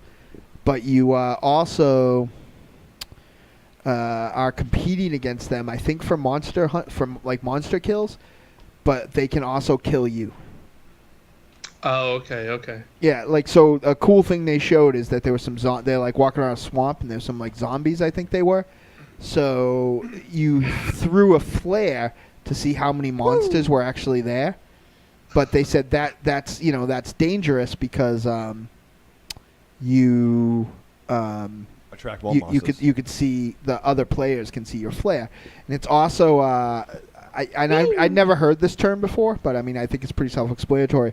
All in gameplay in the sense where you can load up and get stuff over the course of the game, but when you die you lose everything. So it's all gone. Right. So okay. Here's a video of it. So we're watching the video of Hunt Showdown. Okay, so is there just that sounds pretty rad. Hunt? I like the idea of those kind of games. What do you think, Raven Shadow? That's cool. The hunter becomes the hunted. So is there just a hunt? Ooh. What's up? Is there just a hunt? It's called Hunt Showdown. Why? That's what I was asking. Is this a sequel to more hunting? Oh, this is the one they just announced, as far as I'm aware. What are you talking about? Is there another one called Big Hunt? No. Okay. No, I didn't say anything about Big Hunt. Is there somebody called Mike Hunt? Mike Hunt, yeah. I was waiting. Yeah. Oh, this is a Crytek game. Yeah. Okay. Yeah, so this is a big AAA game. I honestly, until you guys talked about it, I wasn't even aware of it. That's why you got to. I know that you got a lot of time moderating the Cult of Muscle's great community, but some interesting shit comes down the line on the fan interaction board. Yeah. Or the fib. Wow.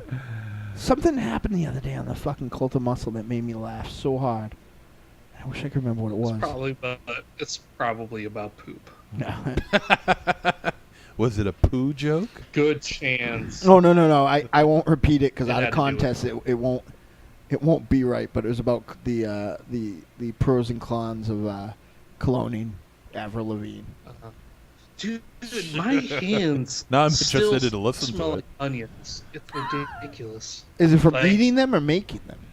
From pickling them. Yeah. My hands. He pickled his hands? They won't stop smelling like onions. You know what the worst part is? He's at home smelling his hands.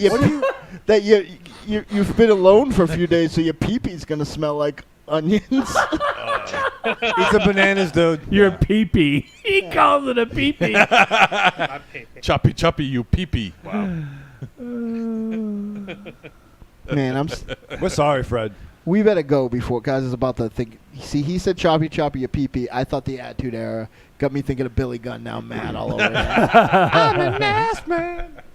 That guy does fucking. Now, I'm not saying he's out of place. A lot of people are saying he's out of place in New Japan, and those people. Let's not go back to those people are incorrect because New Japan has a history of hiring shitty American professional wrestlers. But they don't necessarily put him in the main event of important shows. Is he in the main event? This. Right. This is a little more relevant, and this can really apply. It's not to the main event, by the way. Where's the Raven Shadow? Where's the and fake Dynamo. Sting versus Tatsumi Fumaha? No. Is Damon Lindelof doing a Watchmen show for HBO? What do you guys think about that? We were just talking about that before we went on air, and I just don't know if there's anything more to say on Watchmen. Yeah. I enjoyed the film. I did. I enjoyed the film a lot. I just don't know how you're going to adapt a 6-part series. Well, here's the real problem, and the thing that I think Snyder understood. All the changes in Watchmen come from the fact that the comic book Watchmen is actually about comic books. Right. So as soon as you adapt that to another medium, you've kind of blown Right, all you of the lose- subtext of the, you know. But so like, the thing is, and the thing I mentioned earlier with Raven Shadow is like he's like, why don't they do this or that? And the fact is, Watchmen is one of the most beloved comic books ever, and it's also one of the like it translates well to like the non-comic book reading folk, you know. Right. And it also was a hit movie, so this is a known quantity. It's going to sell. It's going to have eyes on it. but what's the story? Well, that's for them to figure out. I mean, there's some smart people. You know, HBO has a good track record, right? I suppose. Oh yeah, no, definitely. I just don't know if the movie was that much of a hit. I really enjoyed it. I'll check it out. Yeah, They should they should take that world and those characters. Well, I and imagine do- that's what they're going to do. I imagine it's not because going to be a that movie's retelling. not that fucking old, and that book is like probably every single year is in the bestsellers, like an argument. So like I feel like that like I don't know I don't know how that's much watched TV in an era of binge watching and DVRing. You know what I mean? Like Right. yeah, like well I already know the story, I already know the characters. Like I'll go back. Do you think the best story is post end of Watchmen or in the intermediary of Watchmen? I personally think, and we're also discussing this earlier, I think you have to either use like the original story as an origin and then build off of that, or you use that as the finale. Like you build towards that, and then you do sort of like a Like kinda like prequel Hannibal in a did. way. I mean, like maybe like a Minutemen type thing. Yeah. Well, that would I don't be know if you go Minutemen that and far not back. Watchmen. Well, right, and to Yeah. me, I think I don't think you go that far back. I think the story ends with the end of the comic. Yeah. It doesn't. Yeah. I don't think want a so, too. sequel. I don't want a sequel. And they're probably going to change it. So just real quick on Well, the- everybody dies. Right, Yeah, yeah. right. So Watchmen, it probably was considered, I wouldn't say a flop, but it wasn't a success. It cost $130 million, and domestically it made $107 million. Foreign, it made close to 78. So total worldwide was $185 million. It's good, but for the amount of money it cost, it wasn't a big moneymaker. And I just think. Go ahead, Jakey.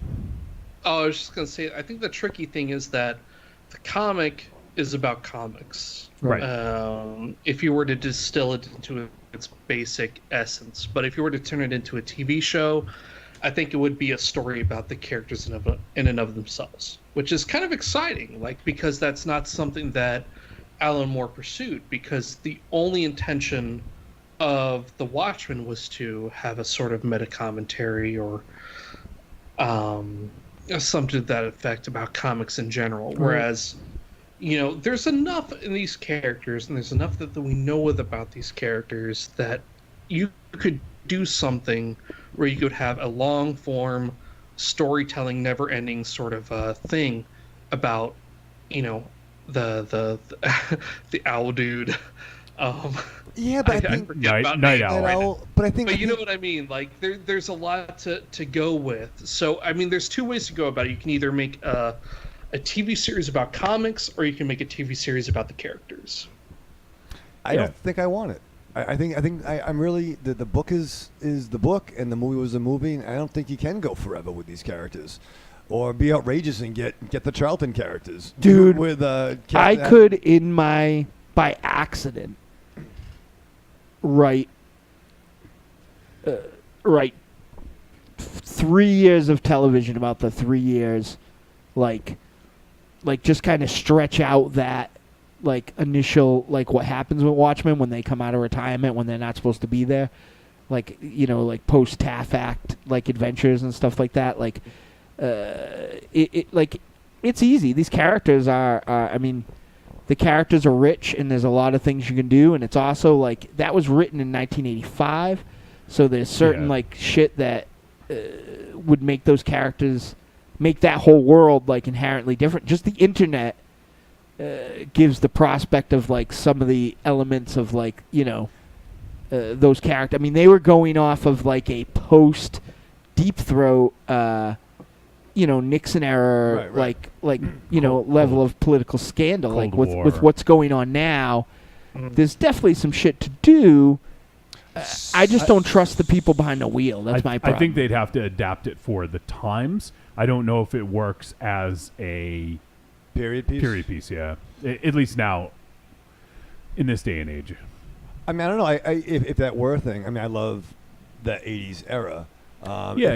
If you were to, I mean, Trump would definitely be down with the comedian. I mean, there's you don't think that there's some stories to be told that weren't told between the Owl and Rorschach. You know what I mean? As you were saying that, and Johnny's gonna love this because you could have flashbacks. When they tried to put the team together with Captain Metropolis. Yeah. I mean, they have the opportunity just by starting with an R-rated comic book thing, and even if they like how they did with Hannibal, or my understanding of Hannibal, because I didn't get very far, if they work towards that Watchmen story, if like all the machinations that make the Watchmen get together happens a year before it ends. You know what I mean? And you start seeing like a slow burn happen. But think about it, like the villains that like don't exist. You know what I mean? Like these villains don't exist, but like the type of villains and villainy that you can get out of an R-rated super team. You know what I mean? Like serial killers and like just this shit that's not broached on like a right. Moloch really running amok. I mean, Authority did it to a degree, but they were like more of like a big. I think Authority would actually be a better show. Sure, but that's but you can't nobody. But you can't do knows that. it. Yeah. You can't do that show for. Right, it needs to be big, epic, cosmic. But Watchmen has a lot of those similar themes, and they're all street level heroes. Yep. You know, with the exception of Manhattan. Yep. You know, so like you end up having something that you can do. That's, you know what I mean, like, you know, they're unlikely, you know, like, and then, you know, the comedian shows up because there's a terrorist thing happening in town, and you know, like, you don't just do like some sort of like cabal of terrorists. You put some, you know, not completely over the top, but almost like a Nolan Batman view of like a, you know, like a terrorist type villain, and you know, Warner Brothers does have a gazillion characters that they could draw upon that they could put in that universe that don't necessarily belong in that universe, or the fact that it's on HBO, everyone will be fucking too. Sure. Yeah. A lot of Manhattan Brajols. Well, I think we had enough of that already. No. You want more? Yeah, for the ladies. For the ladies. And some of the fellas. I mean, I would love some Silk Spectre. Yeah, dude, I like her a lot. I would love a Authority. Oh, I know you something. would. Yeah. Like, I mean, that book is so fucking good. But it would have to be big budget. There's no way to fucking, you know, like get by on that. No fucking CW show for that. No. I think that's the tricky thing with Watchmen is that there's definitely a way to make it work, but it's sort of a narrow avenue to make work, and I don't know if Damon Lindelof is the guy to steward the ship. Yeah, I agree. That's kind of what I was saying. But ultimately, like, if it's good, I mean, hey, at the end of the day, who cares about what our preconceptions are? If it's great, it's great. If it sucks, it'll be as shitty as we always thought it would be. Yeah, you know who they should get is that dude who was the showrunner for Dead Like Me and Hannibal and like. Brian Fuller. Yeah, he's doing American Gods right now. Yeah, he seems to be like, just from watching American Gods like from afar, like he seems to be the guy to handle American God. Now, there's somehow Nick, loyal listener Nick, thought that we hated Preacher, and that just wasn't the case. But like seeing American Gods, just Raven Shadow was heated about the first episode. No, and I responded to him on some stuff too. Yeah, so I mean, like, I haven't seen American Gods, but American Gods seems a little bit more what I wanted out of Preacher in the fact where, like, it's. There's a air of outrageous and mundane, which is, I think, what made Preacher successful. Thank you. Like, at the end of the day, you know, it was like a punk, you know, like a trailer trash girl over her head and a fucking redneck. Right. You know what I mean? Like, and they really just kind of got by on the fact that they didn't know any better. Like, I loved, even more so than in her rendition, her original rendition, I loved TV Tulip. Like, I thought that was a cool thing. But it's a much cooler Tulip than we got. You know what I mean? And like, there was some contractions, and Jesse's a little less bombastic, and Cassidy is probably, they're just using him in a different way, but he's probably the most spot on in that thing. But I kind of wanted like the guy, like the character that was the Meat Man eventually and stuff like that was in it, especially with who played him. Speaking of Watchmen. Like, I wanted more of that. That's like what I love. Like, I actually forgot to do it the other day because I was trying to have people find a documentary for me and make Amazon recommendations to me, but I have a whole Cult of Muscle voicemail coming about my repurchasing of Garth Ennis's Hitman, because I think it is probably like, and it was real popular at the time, I think, but I for a short period anyway. But I think it might be the most underread comic.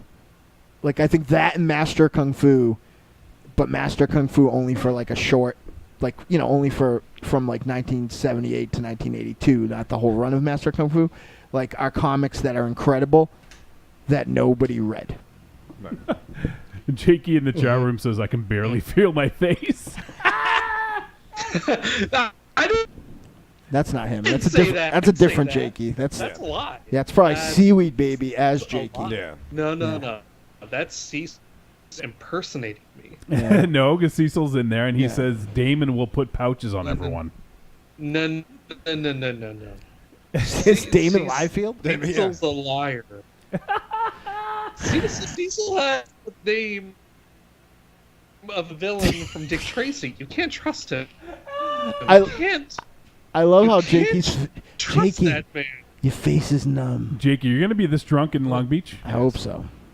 I can't feel my face right now.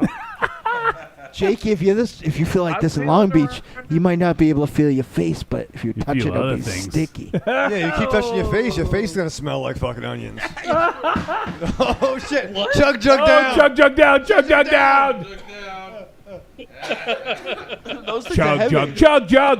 Sorry. It was only half full. All right, let's go home. Yeah. All right. Yeah, we can wind it down here. I gotta actually get up like at the same time. Like a you human people do. being. Yeah, it sucks. So looks like, I don't think we have any emails. So I think that is it. Jakey, can you talk about Cult of Muscle? Are you able to? I can do that. Let's see here. Oh shit, I can't.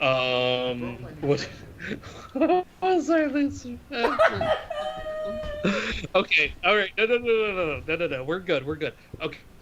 The most recent show we did was The Punisher with Dolph Lundgren, and also a Jeff Bridges movie from the '80s called 8 Million Ways Today. So it was a bit of a like a comic book movie plus neo noir.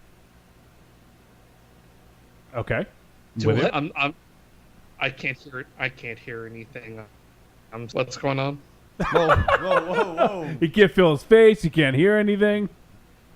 I can't understand. What'd you say? You're talking about Cult of Muscle. Yeah. We talked about the Dolph Lundgren,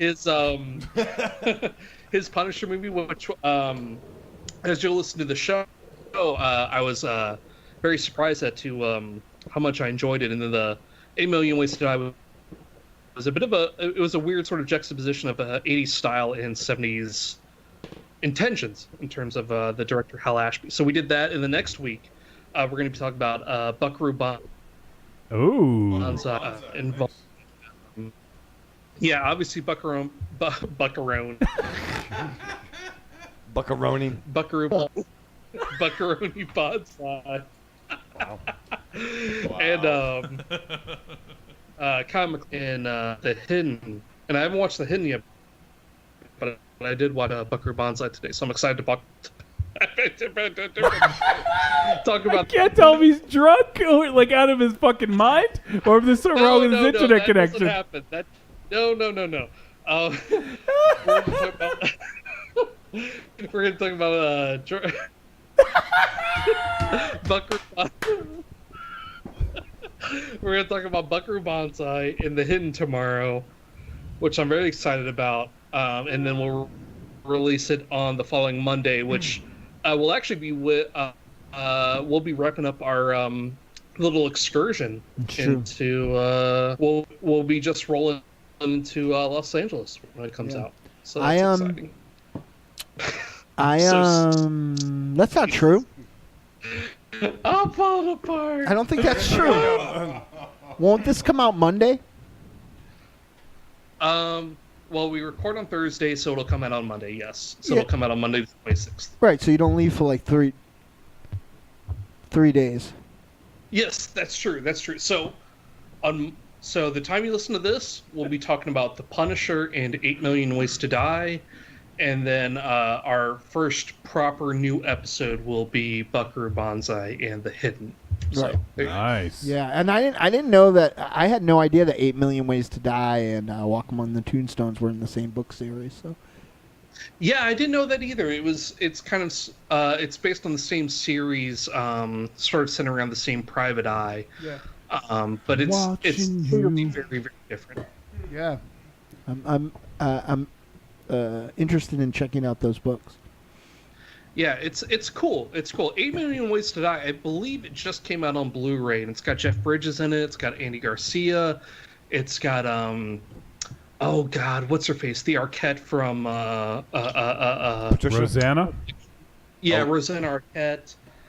It's got a really good cast. It's a very interesting film. It's kind of like it's sort of dressed. It's dressed in an 80s aesthetic, but it's come from the place of Hal Ashby, who is kind of an icon of 70s cinema. So it's sort of a weird sort of jumbling of the two, and we get to talk about that. So, yeah, it's a great review.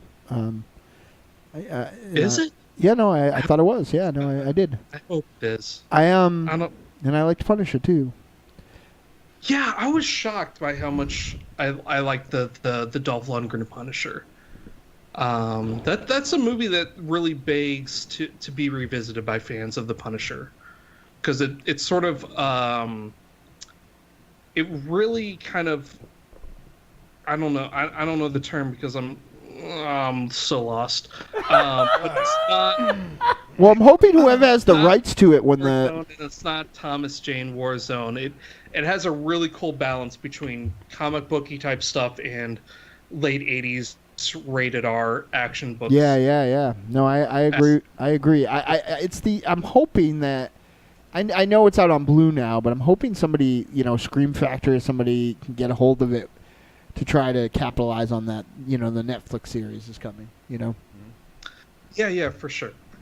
For sure. I believe the Blu-ray is really only available in the UK, but it's begging to be released for most people to check it out, because it's definitely it provides something different than the Thomas Jane stuff, and it provides something different than the Ray Stevenson stuff. Yeah. The moral if you're a fan of the character, it's definitely worth reading. The moral of the story here, folks, go fucking listen to Cult of Muscle. Yeah, it's the fucking best. That's what it comes down to. Story. I think the moral of the story is live a good life. I don't know that is. Cult of Muscle. The moral of the story is drink lots of tequila and eat pickled onions. You know what? And I'm going to say this. I'm not going to drag it out. I'm not going to do a lot, but I'm going to say it while you're right here. Jakey, and pass this along personally to CDR. I listen to a lot of shows, but you guys manage to really get me in the right headspace every time I'm in the wrong headspace. And you dropped an episode seemingly a day early this week, and it's like it fucking came. It Like really gift came from heaven? Yeah, it really came at the right time. So, thank you. Not just for the texting we do all day and the talking me off the ledge you do constantly, but those shows are a really big help to me through lots of shitty times. So thank you, my friend, and thank you for being such an incredible friend. I appreciate it, and it's definitely reciprocated. I'm not really going through the same thing that I went through, say, a year ago, but I mean, even at that point versus yesterday when I'm walking a half an hour to Walmart to buy more vinegar to pickle some onions. you guys still, get me by. You make me happy, and I love you guys, and I cherish any opportunity I can come on the show and act like a buffoon. I clearly did tonight. And you're still a better person. Yeah, because of it. you're still less of a buffoon than the rest of us. Yeah. Yay! All right. No matter how low you drop that bar, you're never gonna get it as low as us. Well, I'll take it. I'm changing my voicemail because you talk about Buckaroo Banzai. So I might even be able to get there is another Deadite. You're gonna regret that you're doing Buckaroo Banzai from my voicemail, but there is another Deadite who I may even get to send you a Buckaroo Banzai voicemail, and that would be completely unprecedented. I'd be very impressed if you were able to pull that off. Yeah, for real. I think he'd do just about anything to stop hearing from me right now. So. That's true. All right, so everyone go check out Cult of Muscle. We want to thank Jakey for hanging out. And Jakey, thank you guys. I can't wait to give you a big hug and a smooch in Long Beach. Dude, it's going to be tremendous. It's can't going to wait. be out of control. I'm super excited to see Yuri. I haven't spoke with her in a while now. So. Well, guys, save something for the trip. Save something. Can we get the fuck out of here, please? No, you can't say that because I just said it. You can conspicuously missing the last time I came up. Well, Grafton, MA. Welfare, it's a different. So you ain't got no room to talk, jabroni. Listen, Listen, let me tell you something about yourself, okay? This is what I did. Yourself. I put things in motion so the next time you do come up, I can get out. So you're saying that Jake is partially responsible for your divorce? Well, whoa! Peel back the curtain there. You ain't really. I try to tiptoe around it, and leave some ambiguity. And feel my ambiguity. Remember, live fast, die hard, love with your mascot. Arrivederci, douchebag. Remember, children, wherever you go, there you are. Thank you for listening to Trick or Treat Radio. I'll see you next week when we cover pieces of something. Yeah, patchwork. Thank you. Bye. We're not done yet. Come on. And biggity. Is that like giggity? Yeah, biggity. You're not sure about it though? You're kind of on the fence? I'm the biggity doctor. All right, well that's two DOC references that I made today, and I'm not sure anybody else knows who he is. Oh, Bosch says you guys should Facebook Live that shit when you meet up. I want to see those pickled onions. Oh, we should, yeah. Coop has a bad habit of putting me in restraining holds, compromising positions, and showing parts of my body I don't generally like to see. All right, well, that is going to do it. I want to thank Jakey for joining us. MZ, why don't you say goodbye to the folks? Arrivederci, douchebags. Raven Shadow? I just want to say real quick that I did another return appearance on the Cabal Corner, which dropped last night. Hung out with Slay Goth and Jeremy McFarlane. It was super dope. And we didn't talk about Legends of Tomorrow or Sons of Anarchy, so I should like that. So until you check that out, I don't know where you find it. I have it on my iTunes feed now. There you go. Check out. Thank you, Dynamo. Thank you, Apple Podcast. Apple Bottom Genies. Apple Bottom Genies? Live fast, love hard, die with your mascot. What the fuck? That's where I was looking for it.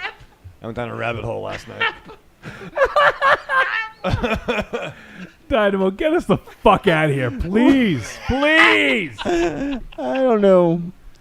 I'm thinking about changing my outro with something a little more ambiguity. Ambiguity. Ambiguity, doctor. Remember, children, wherever you go, there you are. Thank you, everyone, for tuning in to episode 256 of Trick or Treat Radio. Big thank you to Jakey-Poo, or Drunky-Poo, if you will. Sure. A big thank you to Fred from Mixtape Massacre. It was awesome shooting the shit with him. Everyone go check out the Kickstarter campaign. And I want to thank everyone for contributing on the show, everyone who hung out for the live chat, and everyone who is going to check out the podcast when it drops on the feeds on Friday. We'll see you next week. We're going to review Patchwork, and who knows? Maybe we'll have some more ambiguity going on.